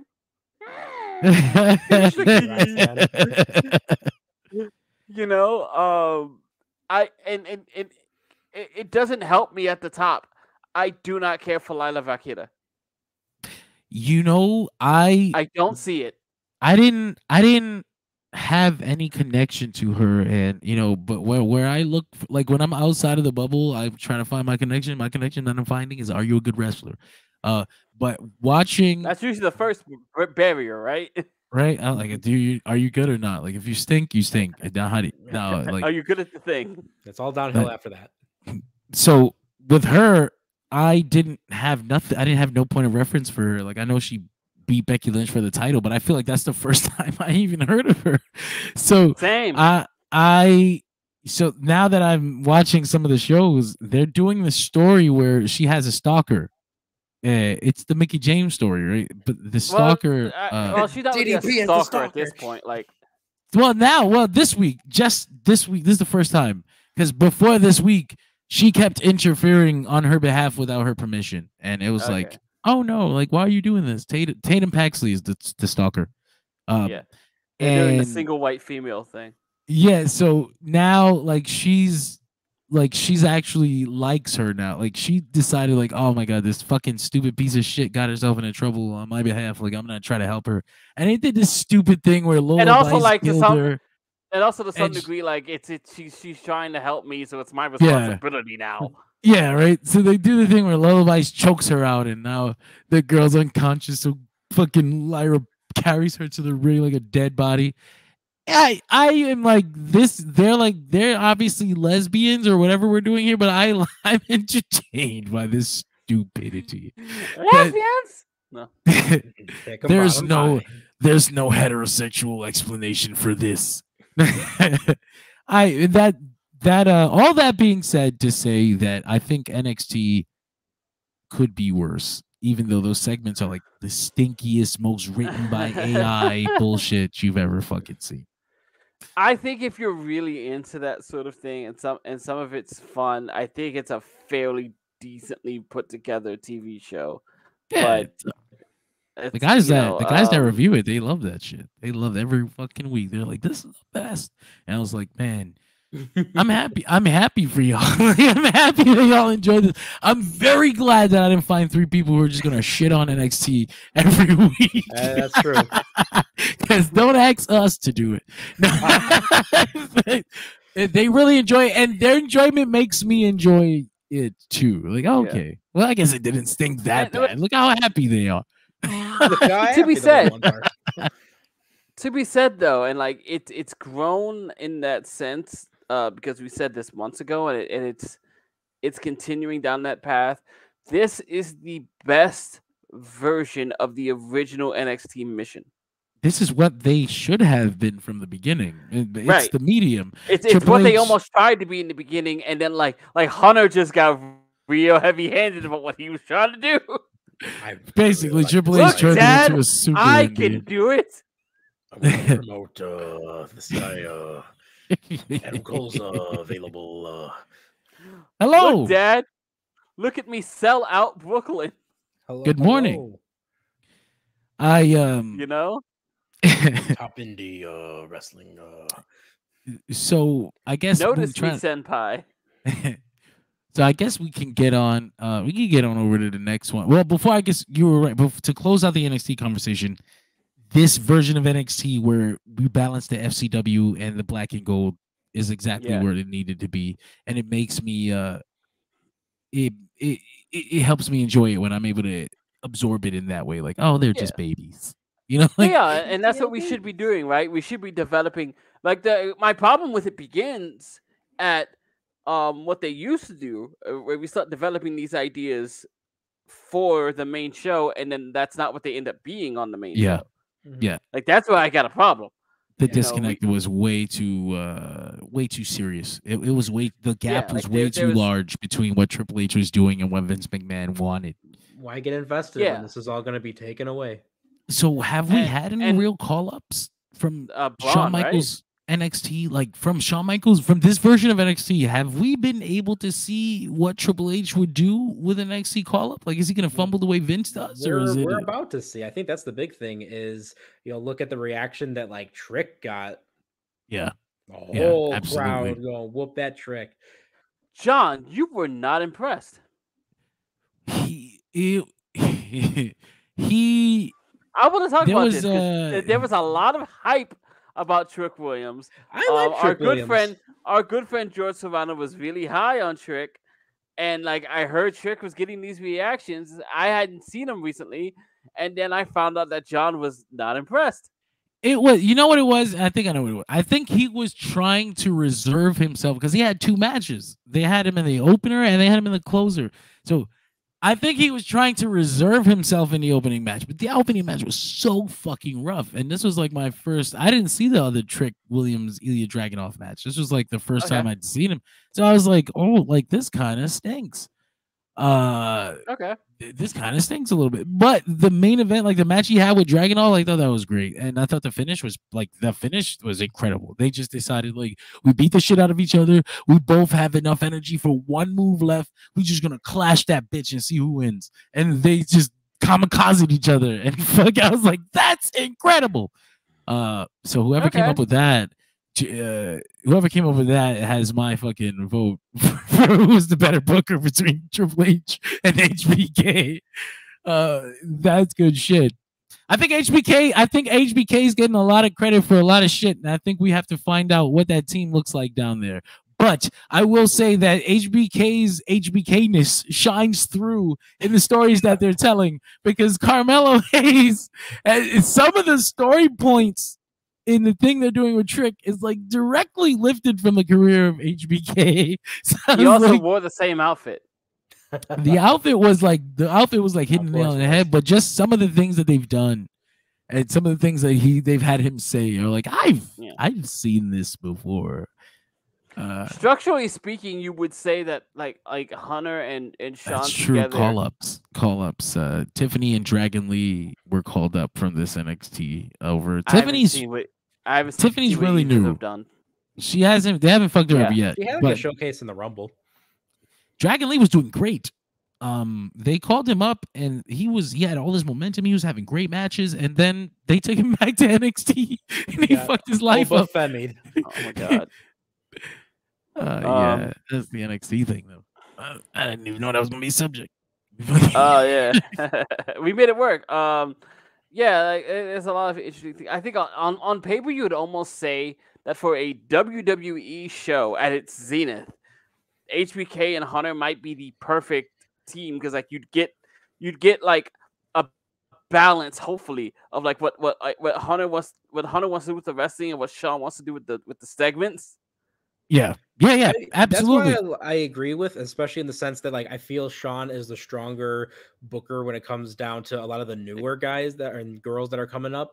Whereas I think Hunter is fantastic when it comes down to those that already have a level of experience and can kind of, just get that right amount of seasoning on them to really pull out that flavor. And to be fair, like what Sean is doing down there, even if the results aren't great, what Sean is doing down there is the right thing for their careers in the long run in that company. Because once again, we know it's WWE. They're not looking for a ton out of you on the wrestling standpoint. But if you can get these characters over, they're your goal to be mined. The characters be able to talk, and the wrestling we can teach you. Sometimes we'll teach you that on the main roster, even. I was gonna say like on worst case, not worst case scenario. I almost feel bad for saying it, but it's like we taught Batista, we could teach you. His old ass bartender. We can teach you. We can teach you. Taking that on. Moving on to the last couple. We have 2 subjects left. I feel mean about it, but like he did get really good at it.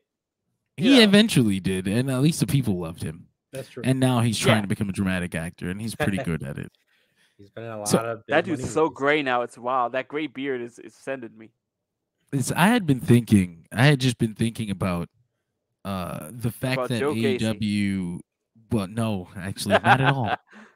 So I've been thinking about the fact that AEW had these three high quality free agents coming in at the same time. Like, and when you say high quality, it's like of the highest quality. You fucking and none of them are the point. Well, then, Whoa. that had nothing to do with what we're talking about. I thought But we were going with that for the theme of quality. Quality, Oscar level quality. So, Gold level. you know, it's one thing to sign Kazuchika Okada, Will Ospreay, and Mercedes Mone, like, to the company. Period. Right? That's a big deal at all. That's a very big addition to the roster. But to have them all at this same, it's coming at the same time, basically, even if not on the same day, within the same week or month or a couple weeks time period. What the fuck does that do to the product? Like, that shifts the entire product, because it's not like, oh, like it's just one big name coming. It's not just 3 big names coming in. It's 3 big television slots coming in. You know what I mean? All three of which separate by reputation. All 3 of which by reputation and by price tag demand main event attention. Get the fuck out of here, Jesus. But you understand what I mean, right? Yeah. Like, I know people. I don't think people will like to hear that. I don't think some people will like to hear that, and it might suck for a lot of folks. But you've got to be honest. The higher price you pay for a guy, the more you've got to think about, like, he's got to be a main event, or else what are we doing? Because that would return on investment with that. And honestly, this makes me think of, now we can talk a lot about, where this all went to, but ultimately speaking, this reminds me of that boom period that they had when they were able to get CM Punk, Danielson, and Adam Cole all at the same time. Yeah, absolutely. It was a shift in the product. It was 3 whole ass television slots coming in at the same time and changing like an hour's worth of a 2-hour television show. It turned it into a different show. And I think I was gonna say, I think that we're on the cusp of another shift like that. Yeah. Yes. Which has also got to lead to a certain level of it's got to lead to a certain level of schizophrenia in the locker room, because on one hand, it's like, oh man, that's great. You've got these great guys coming in. Oh, a lot of us are about to lose some fucking spots here. I saw something. I can't remember where I saw it, but you saw some bullshit, didn't you? it was like, you know what? If you're a mid-card guy in AEW right now, like, go find another mid-card guy and hold hands and team the fuck up. Grab the tag rope. That's what they keep saying. Grab the tag rope. It's fucking hilarious. It's either become a tag team or start booking your own angle, because y'all looking real expendable right now. You just gotta tell a guy, that tag rope is calling you, man. Like, that tag rope is waiting for you. Not many of us from 2019 left. I'm just saying, me and you had a lot of fun at the steakhouse. Maybe this could be something. Like, I don't know. I'm just saying, I saw you do a little roll. I thought was cool. We could turn that into a double team move. What do you think? Hey, Kip Sabian, you ready?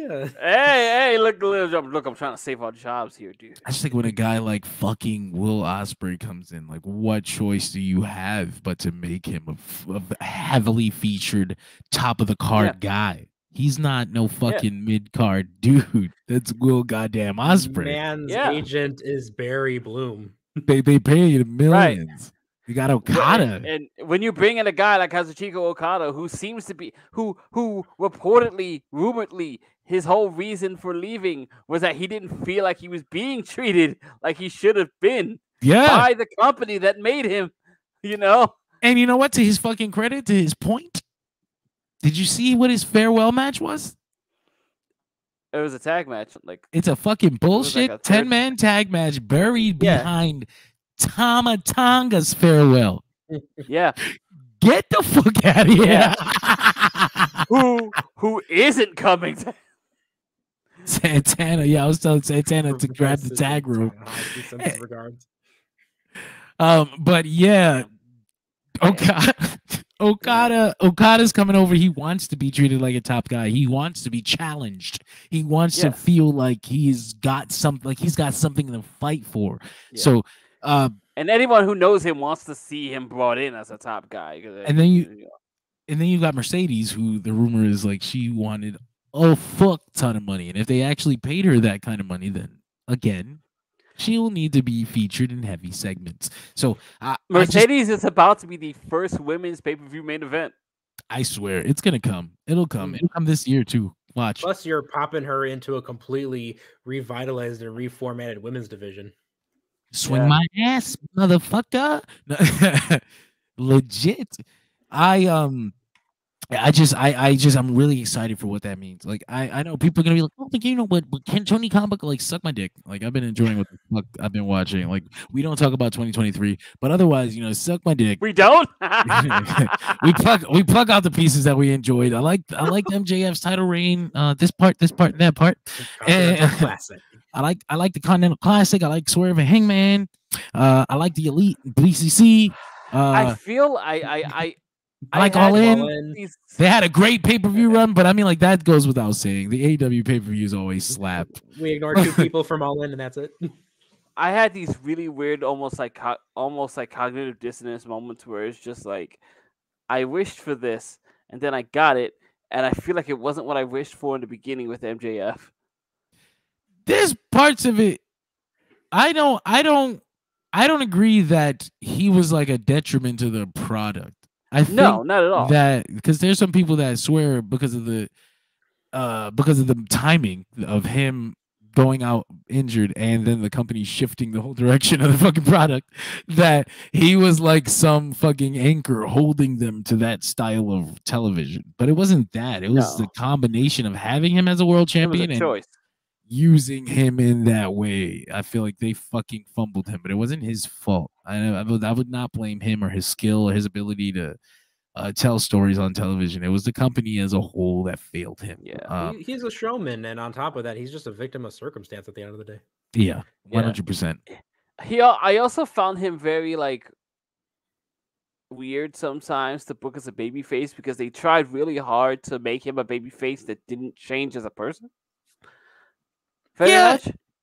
I thought that was fine. Like, I didn't have a problem with him as a babyface because it was working. Like, like, if it works with me, it's one thing. Like, is it resonating with everybody? Is he going out there and trying to act like a babyface and they're still booing him? Then the shit is not working. It stinks and we need to move away now. But like, even if I liked it or not, like, the motherfucker got a kangaroo kick over. He got a goddamn body slam over. It was like clothesline. I was like, all right, like, I cannot deny that this is working for him. Like, there's no way I mostly speak to like the charactery like things that he's doing when he's turned babyface, where he's still like, I mean, I'm still not gonna give Samoa Joe the match I promised because I'm still an asshole. I actually respect the consistency. Like I said, the consistency is there, but it's also just very weird to book. It is. It's one of those things, right? Because I'm big on character development, and when you see it in wrestling, it's weird because it never happens. But there was a consistent through line for MJF, and they put that on television where like he turned on people because he didn't trust them. That was just a reason given for a villain, and it's like when you look back, it's like constantly talking about the times he was bullied. Yeah, it was great. I thought it was fine. I thought it was like, we don't have to change who we are. Instead, we can sympathize with how he got that way. It's the thing they did with the fucking Joker. He's still the fucking Joker. But they showed you his story and you sympathize with him, and your fucking parents think you're going to become a terrorist now. I mean, all those things are why I had no interest in that movie. So it's a fucking incredible movie. If you think it's gonna turn you into a terrorist, don't watch it. But that being said, I mean, if you personally find it hard to connect with a guy as a good guy, unless he's fucking says I will change my ways, or I get that. I just think it's I enjoy it a lot more when it's got substance. Like, I thought that was great. Wrestling doesn't usually have that, so I really liked it. Nick, unfortunately, it got lost in the devil storyline. Yeah. Nick, who do you sacrifice to make spots for Okada and Ospreay? Oh man, can we say QT Marshall still?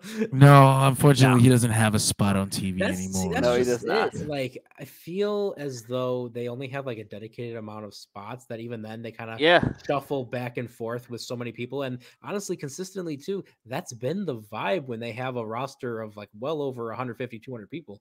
Yeah. And you still got like you still got both MJF and Adam Cole waiting to come back to their spots. It's just fun. Like there's ways to make it all work because remember the spot belongs to two people. You know, you're in there, but you got to have your dance partner the whole time. So I think like you're always going to be able to fit, you got the Ospreay story and whoever is slotted with him, the Okada story and whoever is slotted with him. I don't think everybody who's featured heavily on the show will have to be sacrificed, but I think some of the people who get cycled in and out won't be cycled in and out as much anymore. See ya, Sammy. Sammy Guevara, the Hardy Killer. He's gonna have some issues. I'll be the first to say we should have talked to Sammy Guevara about this a long time ago. It has gone too long unchecked. The Sammy thing, the Hardy thing, the first Hardy at least was a complete coincidence. Like, how the fuck do he just did a splash, the table broke, Matt hit his head on the fucking floor. The company and Matt decided they would keep going. Like that's on Matt. That's on AEW. I can't put that on Sammy Guevara. He didn't really fucking do anything. This time, though, it was specifically his own positioning and his own what he was doing that knocked Jeff Hardy out. Although, yeah, maybe Jeff should have opened his fucking eye. He moved a little bit, but it happened so fast. So, I mean, Sammy's probably going to have some issues keeping his spot on TV. G-Sack's a good question. Who would y'all want Okada's first feud to be? I think Mox has basically positioned himself as wanting to fight anybody who comes into AEW anyway. Like, he's like, step up or get stepped on. I fucking hate everybody right now. So, I get it. Moxley's also a guy who doesn't lose very much. So Okada pinning him would be significant in AEW. It's a good, it's a really good, nice push. It's a pretty good way to say to anybody who doesn't really know him, like, this dude's a serious deal. Yeah, absolutely. And you don't have to like pin. He doesn't have to become champion immediately, but he does pin one of the top guys in the company. I can see it. Plus, Moxley is currently at war with CMLL. I mean, they can just frame it as like, I am sick of all of you outside pieces of shit. AEW, I put on my back, and I'm gonna fucking make sure this shit is quality. I hate. Maybe he's a racist, but I was gonna say the racist undertones there, Moxley.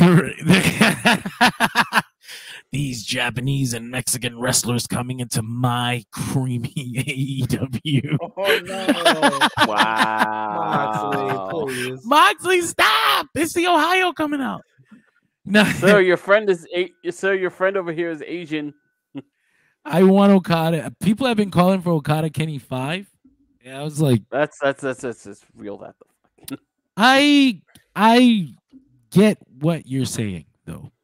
The match has never happened in America, and it was supposed to. Yeah, they had it, and Tony Khan and creating AEW for the kibosh on that. So giving that match to an American audience would probably be a big draw. I don't know if it's going to be the match you want. And he's going to need 6 months to prepare for it. It won't be the match, but they'll absolutely do that. 100% too. Jericho will go out of his way to have a match with Okada. Please, no. Don't do this to me. He's going to politic. Oh, God, he's going to bring the Painmaker back. Painmaker, don't do this to me. Painmaker in America. He's going to say, brother, this is what works for me. And that's it. Okay. So what does that even mean? Okada comes to actually Mercedes coming to AEW. We talked last week. I thought her first feud should be Britt Baker, and I went into a whole thing about that. Ospreay and Takeshita is exactly the fucking match I've been saying needed to be his first AEW match. Like I said, this is perfect. Sure. Everything about it is everything I want it to be. Takeshita is a perfect opponent for a guy like Ospreay. Can he use a loss right now? I don't know if it'll hurt him to lose to Will Ospreay. I mean, especially the way they framed it right now. Like, this is team on team. Like, this could just be the first chapter of a story. And they'll be fine. I'd like to say, go ahead. Finish. I was gonna be a whole different. It was gonna be a thing. You go ahead before I change. I wanted to say on the Mercedes Mone track, and this isn't like Mone. This isn't like an indictment or anything, but like I believe her position is solidified and protected as soon as she gets back and everything. But man, I think if I am sitting back on my bed doing rehab, hearing about Mercedes Mone, I, as Jamie Hayter, have to be thinking of what my spot is when I come back. She, and exactly what the plans are. Especially when you hear, oh, Camille, oh, you just brought in Perazzo, oh, you got Mariah May as well. You know what I think about? about? What's happening with Camille? Let's get on that after. Yeah, we'll talk about that in a Say your second. piece. Yeah, say your piece, Sean. I was gonna say with Jamie, like she wasn't supposed to be in that spot anyway. So No, like I think sure. no, but my thing is I think I'm sure she might be insecure about when she comes back, what's it gonna be like for her. But I think that the same fans who fucking put her in that spot in the first place are still here waiting for her. Like I know I am. I know I see the outcry over and over again. People are like, I can't wait for Jamie Hayter to come back. I don't think you could bury Jamie. I don't think you could put Jamie without people just begging and begging and banging on the door to put her back. So I think I think Jamie's just gonna be just another one of the girls that's got a big presence, and it's gonna help them develop it's gonna help them make their women's division feel more significant. Sure. Like I said, I absolutely expect upon her return for Jamie and Mercedes to be the 1 and 2. Yeah. But I think you have to acknowledge that the signing of Mercedes Mone has changed the trajectory of her comeback.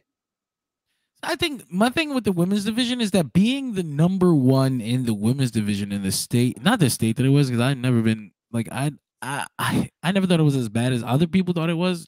And I even think some of the people who claimed it was that bad just didn't watch the show anyway.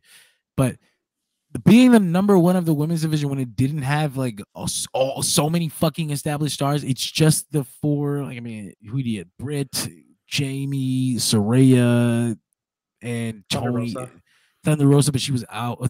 But she was like, it was getting weird there. You can argue Jade. Yeah, you can argue Jade, but they're separate from everybody. But being number 1 of that group of girls wasn't enough to pop numbers on television, and it was hard for Tony Khan to justify giving a second slot in a more significant time of the show to girls because they just weren't fucking generating enough interest. The numbers weren't there. I think having Mercedes, regardless if it fucking pushes somebody's spot down, they should have it. Maybe they need to explain to them. Maybe they should have a talent person explain to them that this is great for you. This is good for you. Yeah, everyone up. This is great for all of you. You know, like this is gonna work out. I promise. Trust me. So people were scared that Mercedes' head is gonna be too big, and I was like. And that comes from your fucking misconception of who she is. You don't even know the lady. You just called her arrogant because she left WWE. Oh, but what if they give her a story she doesn't like? No, you're talking about she cracked after years of broken promises on top of the good things that they gave her. They're like, oh, but she's been world champion and she main evented WrestleMania. How dare she? That means she would do it to the company too. No, it's different because they giving her nice things, but they also jingled keys in front of her face and kept yanking them out of her fucking way. Every time she could grab them, so she decided enough of that shit. I'm leaving. Right. I don't think it's the same situation in AEW. And to be straight up, like you if you want to use like the WrestleMania thing as a particular keynote, it's like, yeah, you're right. Mercedes Mone main evented WrestleMania. What do you do after that? There, as a woman, as a black woman, like you've hit it. I did it. You don't get higher than that. And they're not gonna push me higher than that, so I should find somewhere else. I gotta find a new territory. Yeah, and it reminds me too of like the same situation where like Adam Copeland. Remember when he jumped over and everyone was just like, "There's no loyalty anymore. How could he betray them like this? How could he betray them?" Yes. Yeah. It's you know, it's the tribalism thing that is just ingrained in us people as humans. You can't really fight it. I don't really try to. I like to have fun with it. It's very fun. My sports team's better than yours. It is. It is. I enjoy it more. It makes me happy more, and I don't give a fuck about your nasty ass Sesame Street ass Muppet ass pro wrestling show. Get the fuck out of here. But no, you talking about that, and all of that was meant to lead into the question, or my opinion, that there's this idea that AEW is raiding New Japan Pro Wrestling, and I think it's a fucking horrible misconception. I think it's very easy to come to that conclusion if you're dumb. I'm sorry. I'm not gonna fucking sugarcoat this shit. I'm kind of sick of holding the hands of stupid people because my thing when I try to articulate myself is, how do I patch up every fucking hole? How do I make sure that that only my subject that I want addressed is addressed? I don't want anybody else coming at it from around any other bullshit that gets around my point. I try to plug in every fucking hole, so I try to hold stupid people's hands. But this right here is a stupid person's opinion that is spreading out like a stupid people virus. It's because if you're dumb, you just see that New Japan guys are in AEW now, and AEW is in a partnership with New Japan. How could they do this? But you have to be a fucking dummy not to consider every other fucking aspect of the situation. Like, you just have to be stupid to ignore every other piece of context and come to this conclusion. Like, you have to either be dumb, one, or you just don't have enough context because you aren't actually a fan and you don't actually care about this situation. You only care about what you like and what you enjoy, and you just want to comment on this in an effort to be part of the conversation and to just put it down to make yourself feel better. But the idea that AEW is raiding New Japan, like if they stole Okada, they stole Will Ospreay, they stole Jay White. Did these motherfuckers all negotiate with the WWE? Like, weren't they all? Didn't they weigh options? Yeah, like they were just leaving. You know, I love the idea that the AEW stole these people as if these weren't grown men that made decisions. I mean, but there's always, because you could argue, how do you poach a wrestler, right? How? Right, but even then, I think you can though. Yeah, you can. And I think too, one of the aspects is that WWE is so known for when Vince would raid the territories of all that talent and whatnot. So that's honestly all a lot of people know. And I think a lot of people don't comprehend that AEW has partnerships with other organizations. They are almost it's weird to say, because it's like, how could they be helping New Japan when they're harming them by taking Okada? But it's like, first of all, they didn't take him, he left. Second of all, they're acting as a safety net almost. Like, these guys are dropping off your ship, but I have them and you can come see them whenever you want. We can talk about it. And to be completely honest, because of the New Japan AEW pipe, should there be a particular regime change over at New Japan Pro Wrestling, there is always a bridge to repair that Okada New Japan relationship. Whereas if a regime change to happen and Okada was locked into the WWE for 5 years, that's 5 years, dog. And I'll be straight honest with you. I'll be honest with you, because we've seen it happen. You can say, like, yeah, sure, but like, Okada can always go back in 5 years. Do you know what has happened to some of the people that have gone through that WWE system in 5 years and tried to go back? Let me introduce you to a man named Kushida. Let me introduce you to a man named Kenta. There we go. Kushida's the easy guy. Kushida got it light. He came back. Remember Yoshitatsu? Okay, but he sucked. No, but he sucked. Hey, he won a WrestleMania Battle Royal. I know that it's hard to comprehend if you're stupid, but AEW is helping New Japan by signing their wrestlers instead of allowing them to go to WWE. It's a common sense thing. And potentially get hurt by incompetence. There's always that, but it's just like, as simple as you were able to come to this, being a dick, as simple as you were able to come to the wrong conclusion that AEW is rating them, you should simply be able to come to this conclusion as well. Like, if you fucking put the numbers together, 2 + 2 is 4. This is the best possible thing that could have happened to New Japan. Is having this relationship with AEW where, one, they were able to bounce back and establish themselves in America again after failing with the New Japan of America project and failing with the New Japan Strong project and COVID fucking killing all the shit that they had planned and failing with fucking and Ring of Honor fucking shit in the bed. Fucking COVID killed a New York City New Japan show I wanted to go to so bad. Their fucking Forbidden Door shows are generating more money than some recent Wrestle Kingdoms. They And Kenny got to go back. They're able to access their top stars that have moved on in special feature events, which really brings that attention because that's how the Japanese fans are paying attention to these guys now anyway. They're not watching the other show. They're looking at clips and shit. And they're like, man, he's doing so well. And then when they come back, it's a big ass deal. Fucking Okada's here for one night. This is going to be incredible. Even though AEW is a feature on the New Japan World. And they make money directly off AEW programming. Like, here's the thing, too. I was at the first Forbidden Door, and there were a lot of tourists that came in all the way from Japan. So it does quite a bit for the local economies as well. That's awesome. I for some reason, when Nick says I was at the first Forbidden Door, it sounds like a sketchy Chicago bar. I was at the first Forbidden Door before it burned down, you know. The Great Fire and not the first one. The Great Fire. I wasn't even thinking of that. My bad, Chicago. I just meant like a regular fire. The second one came back and it was nice, but it just didn't have the grime I remember. It didn't hit the same. Yeah, there weren't as many gunshots outside. The Jaeger didn't go down the same. Oh my God! Didn't go down. We're afraid John's for our camera has died. But there's Danielson. I'm here though. I'm still with you.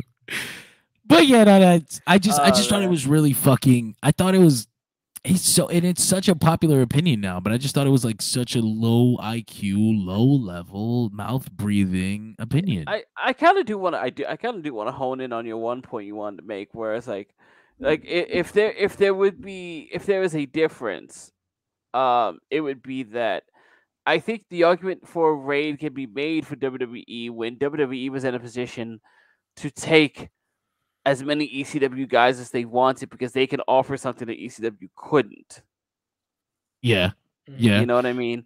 It's not like you had a bunch of guys who were able to make a choice. I mean, they were able to make a choice, but like, it's not like there was a bidding choice that they could get into. It was, hey, make more money and support your families better, or, you know, stick with this other thing you got going on. Your struggle hearts. It's unfortunate that this morning the Japanese economy went into recession, right? So, like, officially, yes, like a real recession. And it is unfortunate that the wrestlers are in a position where New Japan just can't offer the Okada what he's worth, basically. But and like I said, when you bring up the WWF thing and the ECW thing, it's like if that's considered poaching, then you have to consider what AEW is doing poaching. But I don't think it works the same because is poaching and raiding the same context we're using here? I don't know. I don't fucking know anymore. Is New Japan being raided? I don't know. I just feel like they're being helped along so well that maybe if they are being raided, they should shut the fuck up and take. No, that's fucked up. I don't think so. And I think also you have to consider for some people, it's just like maybe this transition is at his age and at this time of his life is easier for Will Ospreay to work in America full time instead of working in Japan. Some of that geographical stuff is a big deal as well. You know, it's the Tomatonga says even just because he doesn't want to leave his kid behind. But that's what I mean. Like, so like when I think about rating, I think about Vince going around the territories and being like, I'm aiming to take all of your top guys and shut you down. Right. Like, I'm going to make this my territory. That's like, you can't fight back. It's like malicious rating. What WWE and WCW did to ECW, I don't know that I can call that rating, because like even in WWF, like they were actively paying Like they were paying Heyman I was to gonna be say, a like, pipeline. that's kind of like what WWE with ECW is kind of like what AEW is with New Japan right now.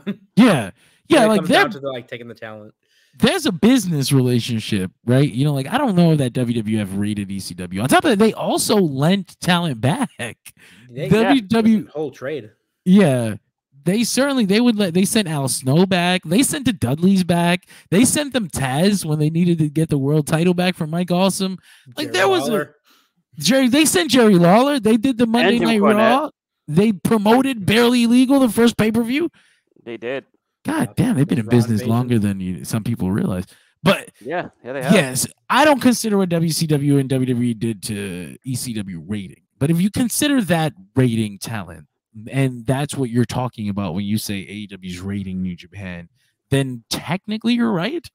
But I just don't. It's not a malicious thing. Like it's simply like business is happening. I am doing the best business I can for me, but I will make sure that you get a piece.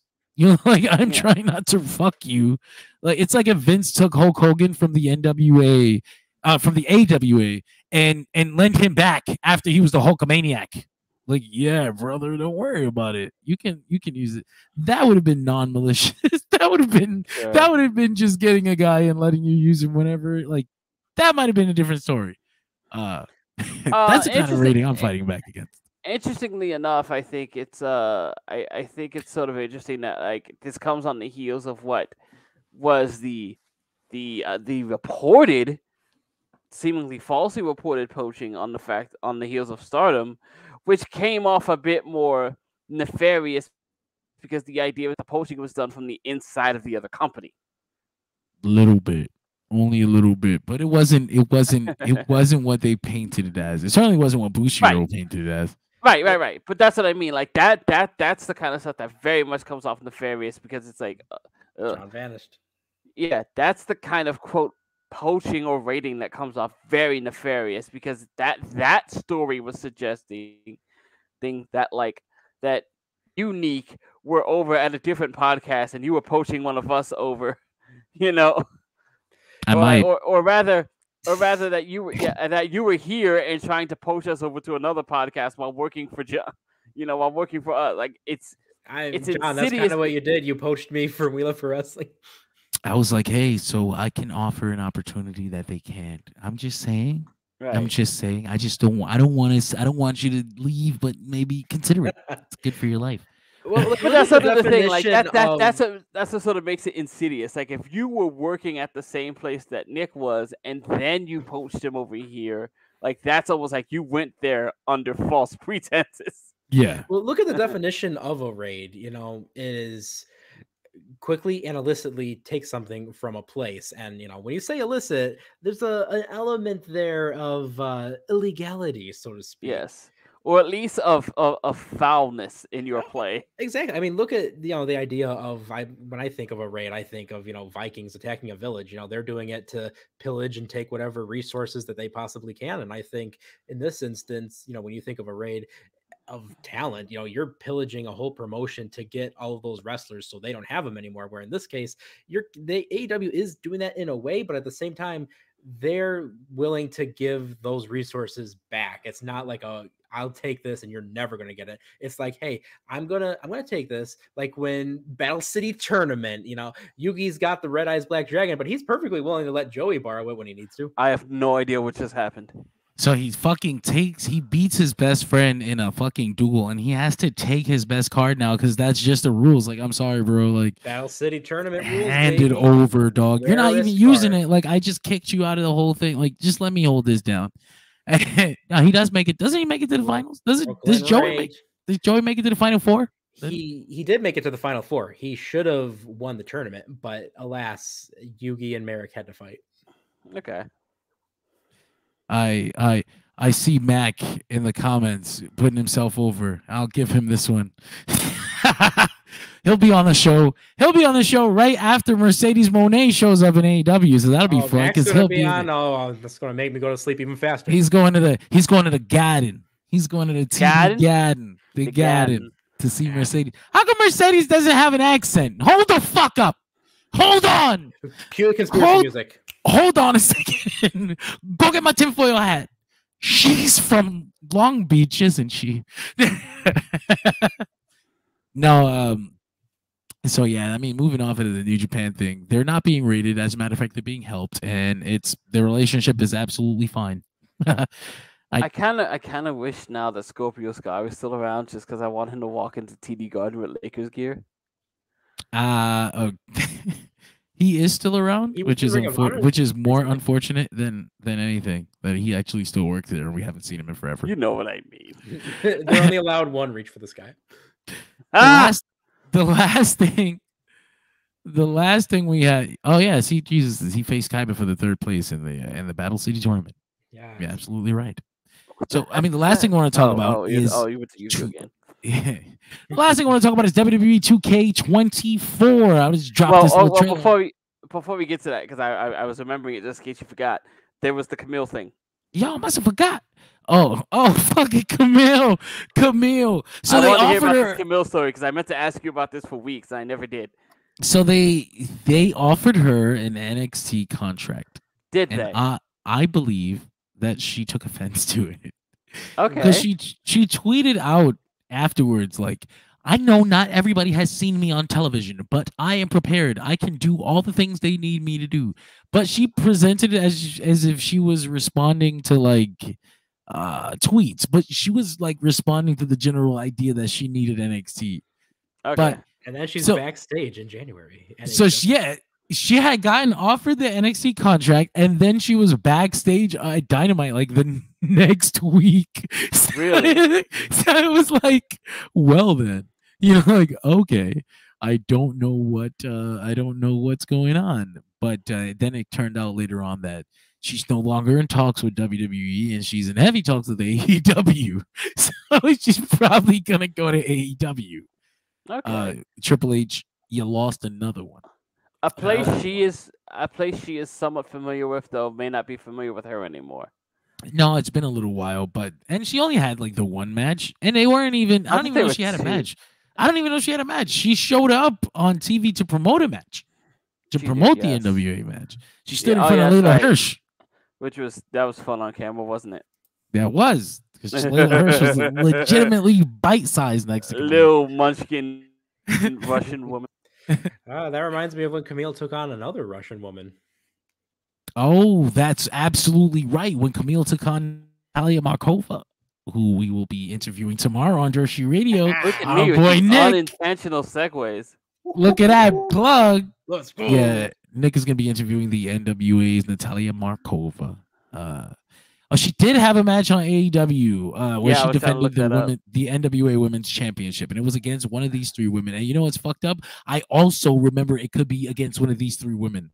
Figure out which one it is. So I was like, yeah, that absolutely sounds right. I can't narrow that down any further. So just to talk about WWE 2K24 real fast before we go, I have the trailer I wanted to watch because I didn't get to see it myself.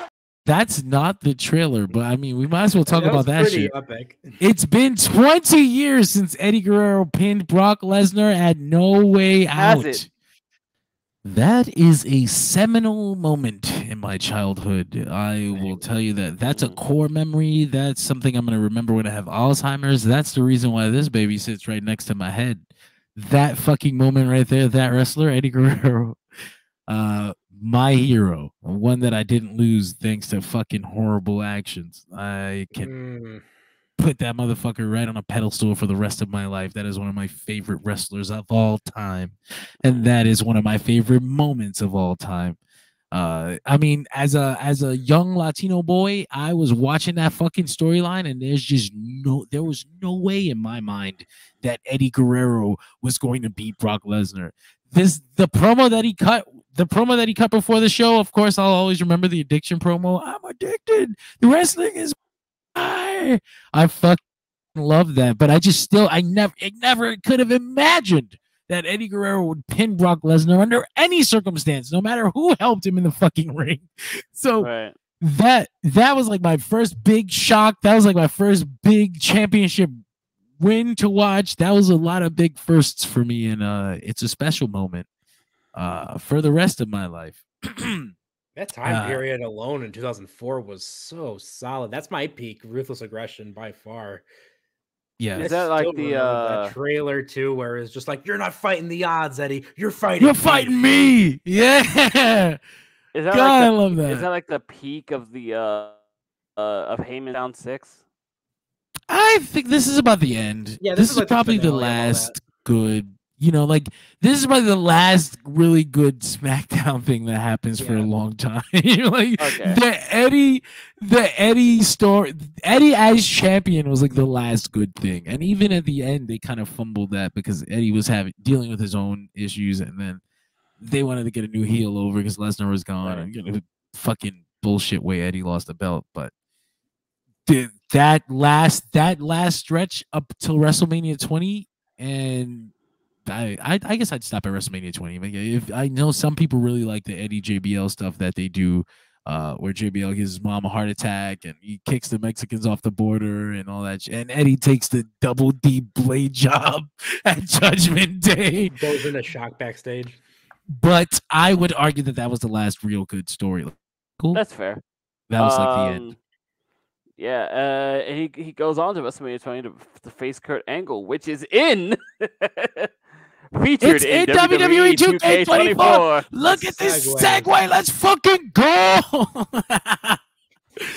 WWE 2K24 is upon us, and I am a wrestling simulation game mark, so I'm down for WWE 2K. We're going to hit this trailer real fast. Let's see. That's a trailer. Let's go. Maybe we're not. Maybe someday. There is no way to embellish or exaggerate the enormity of the main event of WrestleMania. Greatness on a different level. Brace yourself. You're going to be in for one hell of a night. Welcome to WrestleMania!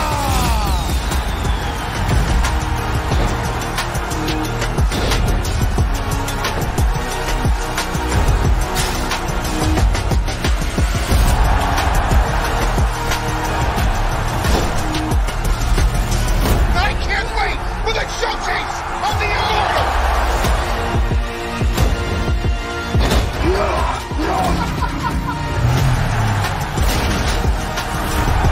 A night heroes are created, careers are defined, and legends will be born.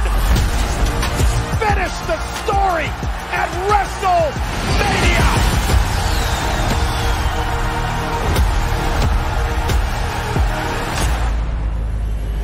You rolling? Here we go.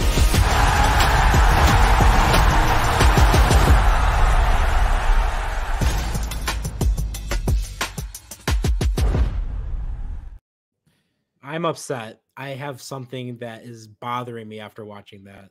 Wait, Let's hear it. Buck? The What's up? WrestleMania 20 stage is wrong. Is it the And stage behind Eddie? The buildings are not at all the same as they were for the event. I think I have to look at that again. That in the sense that the building that they take the pictures of is like no, the like the fucking stage, the stage, like the set, the screens are buildings. Like they're supposed to be shaped like New York City. You know what I'm saying? I know what Nick's saying. Everything's wrong with that. And the screen behind Eddie did, like, when they faded away from WrestleMania 20 to the Eddie jumping off the turnbuckle in the game engine, you could see the heavy difference in the stage. I got it's like a balance, like a monkey paw thing. The stage is a little fucked up, but you get the MSG Crowdtron, which you've never had. Like, I've never had that in a fucking video game. The way the arenas work in these 2K games is that they kind of fit in a bit of a template, right? So you can't really break the template so much that things like a Crowdtron fit in it. You know, judging by this trailer, they've been able to break the template a little bit with a lot of these arenas. The WrestleMania 25 finally got the proper lighting. The big star looks, It's supposed to be very blue, right? it's supposed to be blue. It's supposed to be in like this blue building. And WrestleMania 25 always has a blue hue, okay? Everything blue about it. WrestleMania 3, they made that huge. It looks massive, right? Yeah. I am also really impressed with their WrestleMania 39. I didn't think that they'd be able to do I didn't think they'd make it look the way it looked in real life. I thought it was going to be like a cheap shaved down version of it to fit inside the 2K template. But no, they did a pretty damn good job. I'll give it to them. But Nick was right. He noticed the fucking stage off. I'm never going to be able to unsee that. Depression right now. I'm excited though. I am. It seems like a really good game. It seems like they put a lot of effort into this. I mean, say what you will about the business practices of any fucking video game company that releases a yearly sports game with minimal upgrades and simply character additions, but it's not. It's You'd not be here all day if you want to talk about that system. What are you gonna do, right? Like argue with the fucking ocean for wetting you, right? It's pointless. But and to be honest, like we saw the havoc of what happens when you try to develop a pro wrestling game with a 2-year window with the employment statuses of several people. Yeah, it gets rough. So, Greg, you're another, and Nick too. I mean, we play these games, and I mean, people say what they will on the outside, but they're not arcade style or whatever. But they're genuine. They entertain the shit out of me. How do you anticipate enjoying this year's? Do you anticipate enjoying this year's WWE 2K offering? I'm looking forward to it. It looks like it's gonna be a lot of fun. I'm gonna geek out over that WrestleMania 39 stage so many times. Everyone's coming out on it. Everyone. I need to see everyone look good on it. I'm looking forward to the things I always enjoy. I don't know how many people are. I'm a big fan of the My Rise stories. Sometimes they get a little absurd, but sometimes that's just more fun. I thought the Matt Hardy multiverse was going a little too far, but I had fun with them. I think they're cute little stories that sometimes you just get to add these fake people to it, and you get to live inside of a funky WWE universe for a little bit. I'm always a big fan of just playing through universe mode. I know John loves to take his guy and just be the greatest that ever was. I am the top of the promotion. I am. I don't trust anybody else. You see. Being the very best. There's no one ever was. I look forward to the 40 years of WrestleMania. Even in that trailer, you know what my big surprise was? The freaking WrestleMania 8 match between Bret Hart and Roddy Piper, which is a very deeply held childhood favorite of mine. They got that in there. Yeah, that I never expected to see. And I was like, yes.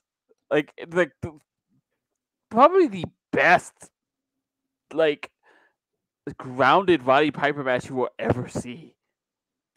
I'm glad you got one of those in there, because for me, the Eddie Kurt match is that that's another one. That's close, yeah.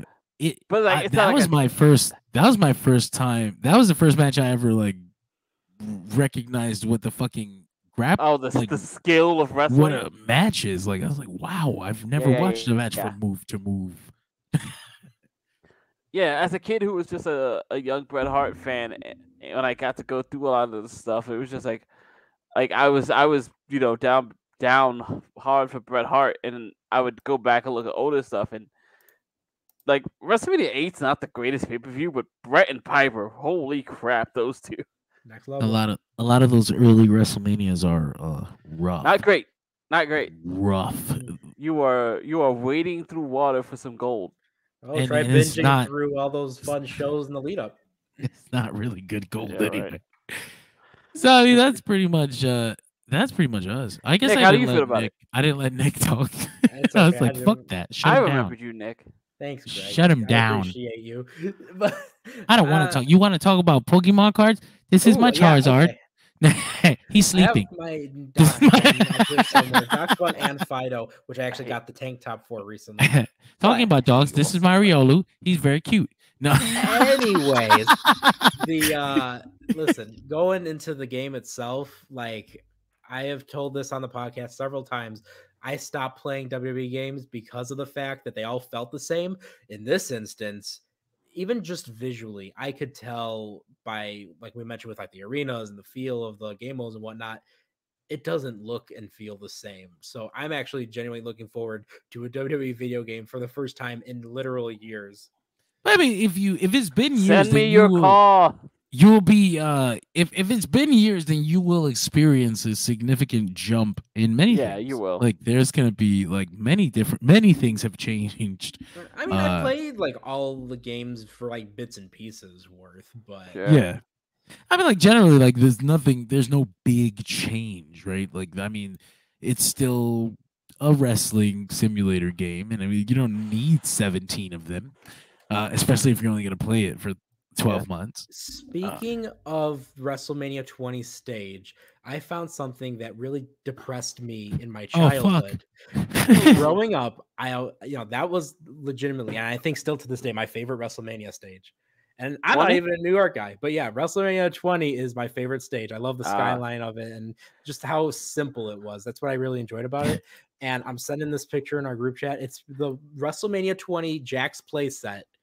It's not even the stage. It's literally just a 2 and a 0. And that's what it. Is this? I was so disappointed with that. Why does this exist? I'm going to bring this up on the screen now for everybody to suffer with me. This was something I had when I was a youngster. And this was like 2004. I was so happy. And I'm like, what the hell is that stage? What the fuck is this? Is this one of those things that came out like in November and shit? Like, probably. This has got that Survivor Series era shirt logo. You know, they used to stick this thing on the back of all the shirts for the next 6 months and shit. You know what the best part was too? They did the same stage, but they changed the number for 21 and 22. Fuck you, lazy pieces of shit. Thanks, Jax. Very cool. Jack Pacific, we fucking suck. So it's funny you say that because like one of my favorite designs is WrestleMania 29. So it's like it's New York City, but it's just bigger and a little gaudier, I guess. Here's the freaking bridge. Dude, it's the same thing. So disappointed. But like the bridge is actually massive and tactile. Yeah, so it's just the buildings are real size this time. And the Statue of Liberty. Yeah, you want to speak about my disappointment? Picture me all happy and ready to see, like, wow, WrestleMania 22. I was gonna say it's gonna be about 22. Chicago stages. Oh, it's just boxes with windows on it. This is buildings, right? No, sir. I when you talk about the WrestleMania 20 stage, I always remember Kane's entrance because when he comes out, all the buildings catch fire. I was like, that's awesome. Yeah. If they don't have that in the game, I'm gonna throw that shit out. It's probably a whole new game. I want a whole new game. Man, that's us though, man. That's a great episode of Dirt Sheet Radio. We had nothing to talk about, and we extended that to a longer episode than we usually do. So that's how we roll. Dirt Sheet Radio live, which I fucking forgot that we were live. It's just the comments from Jesus who wants to talk about Madam Web. I'll say this.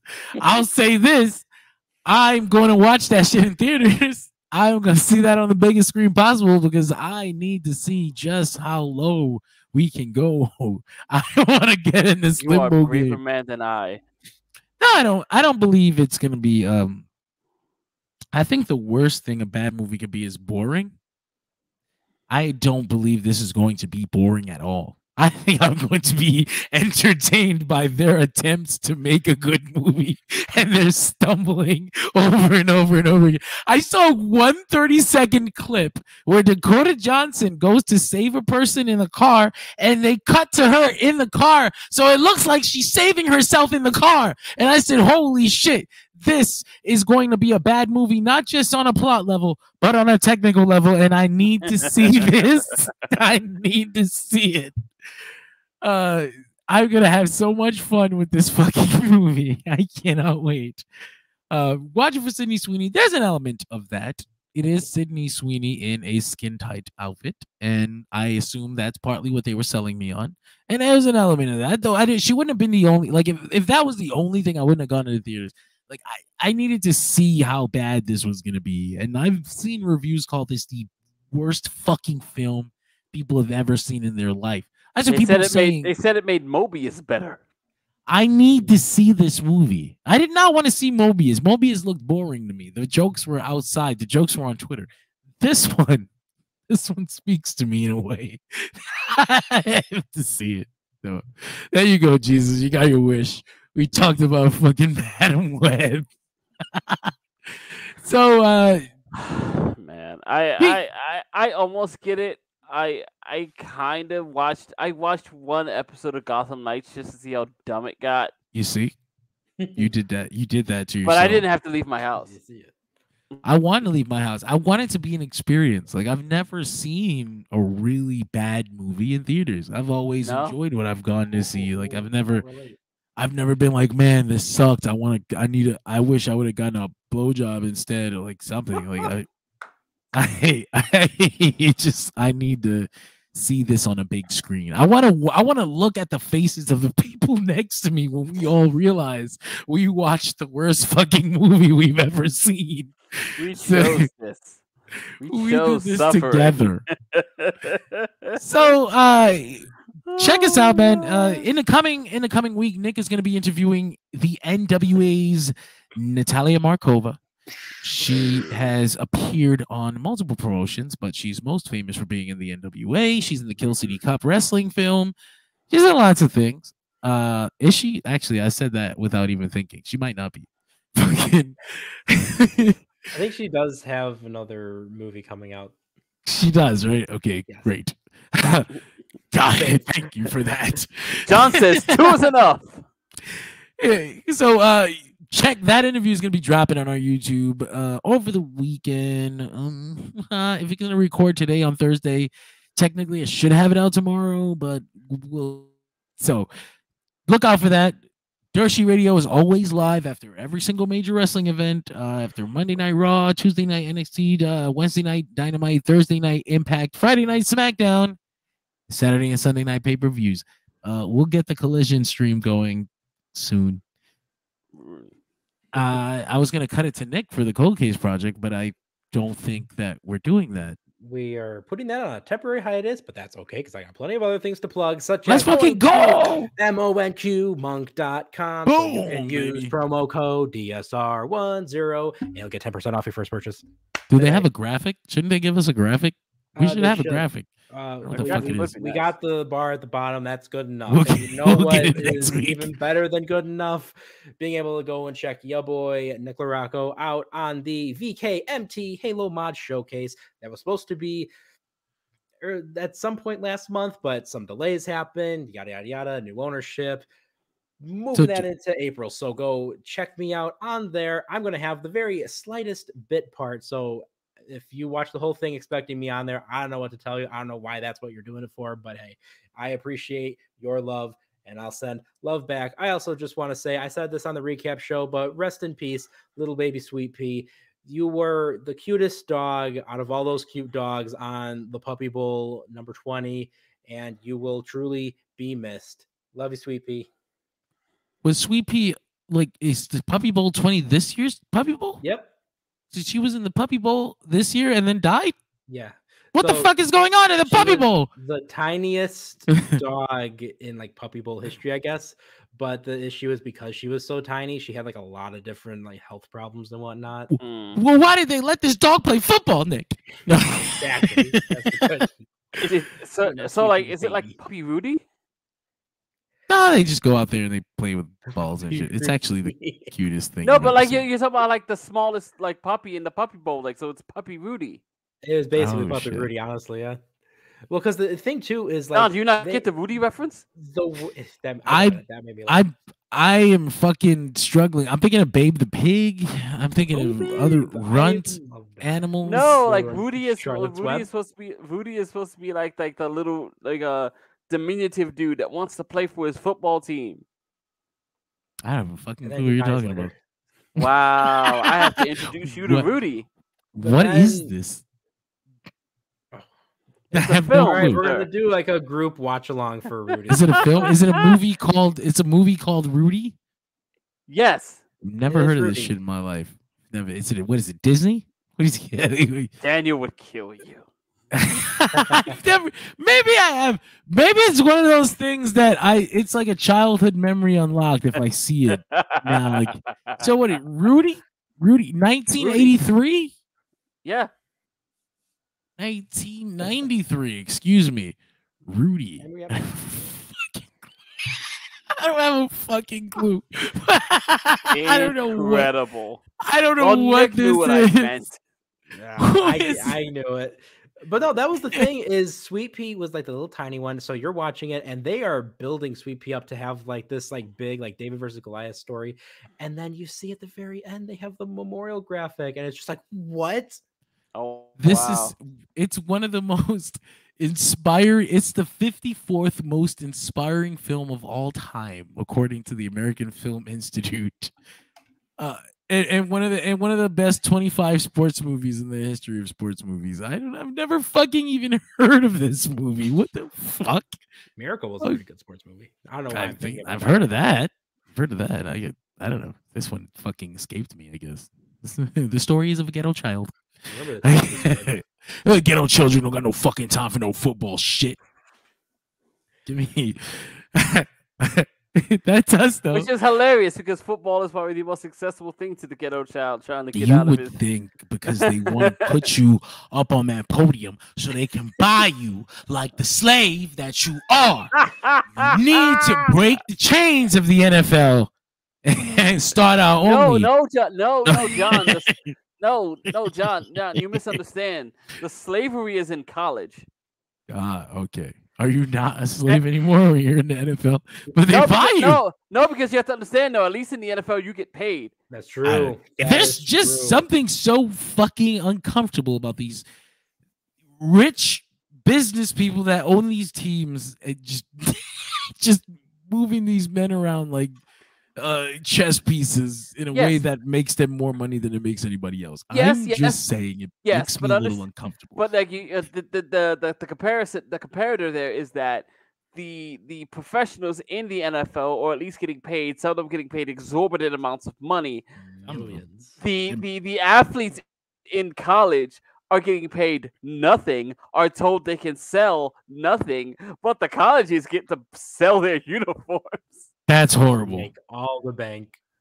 That's horrible. Well, when meanwhile, this linebacker that you want to be healthy and you need him to play on Sunday is eating ramen noodles until he gets adopted by Sandra Bullock.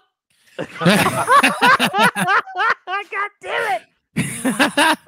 See, that's make sure to check out the Delphin Pod podcasts as well. Do you want to talk about major issues?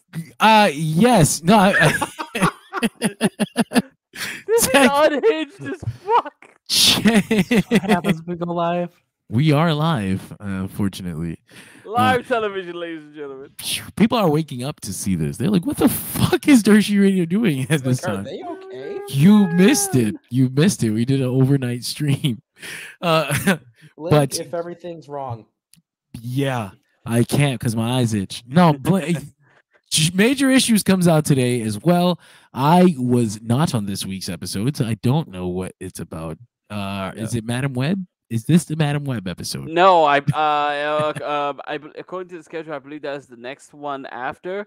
You were just on the Justice League Crisis on Infinite Earths one, yes? Yes, right. sir. So I do believe the next one is about the Netflix original series, Scott Pilgrim Takes Off. That's right. I heard that was really good. It was, yes, based on the comic book by Bryan Lee O'Malley and the popular film casted with all the actors from the popular film Scott Pilgrim vs. the World by the director whose name's escaping me right now. Brian Lee. Oh no, Bryan Lee O'Malley's the writer. No, that's right. The director is Edgar Wright. God damn it, you respect him, motherfucker. Yes. You respect Edgar Wright before fucking. Listen, you're goddamn lucky. You're lucky I got Bryan Lee O'Malley. Before he turns your belt into automatopoeia. Oh no, don't do that shit. You know he loves that shit. George hasn't added Halo to the schedule yet. I'm gonna have to give him a talking to. We'll get in there. No, you need to conform. You need to read a real fucking comic book. Somebody throw this guy some Dark Knight Returns or some shit. Literally, the only like actual comic book I have is Death in the Family. Have? Oh, you I mean, that's not a bad one. You silly like- boy. We Just 'cause don't. I inherited it You from don't my need to brother. own it. We live in a new world where you can simply borrow it from the internet. No, you can give it back when you're done. The opinions of John Escudero are not necessarily the opinions of Dirt Sheet Radio. So check us out, man. We're fucking live. We might as well. We'll do this overnight thing from now on because it doesn't change anything about how we do our shit. Like this is nothing new. This is just Dirt Sheet Radio the way it always is. The difference is you saw it as it happened. Dirt Sheet insomnia. The biggest difference is that I'm gonna go take a nap now. Like I would. Me both. Well, I mean, I guess I still have to edit the audio. Which, by the way, last week I apologize. I did not release an audio version of the 150th episode of Dirt Sheet Radio by accident. Have audio of that? We did not have an audio version of that episode, so that'll be released this week alongside 151. Just like me with comic books, it's time for all of you to enjoy a video podcast. We made you conform. I have to conform. All the rest of you do too. we'll get audio versions of both 150 and 151 out as soon as this afternoon. And the video versions of this will be archived on Facebook. And a regular version will be uploaded onto YouTube in just a little while because I didn't live stream to YouTube because it archives the videos in a different place. What? It's weird. Like when you go to the YouTube channel, right? They have like the little live section. Yeah, you have to go to the live section. Which is like, oh well, when you first started doing it on there, I was just like, where is the video? Like, oh, it's a different list. Yeah, so that fucked me up too. So now I was like, you know what? Well, I'll upload Dirt Sheet Radio on its own afterwards. But if you're watching this on demand, you should know that we did in fact have a live stream that you missed. So that's us for this week, and we'll see you next week. And I drop a thank you graphic on us that I should update with a TikTok on the bottom because we are also on TikTok. Look at it right there. Look at it right there. It's scrolling across the bottom of the screen. It says TikTok. Take it down. Take it down. Take it down. No.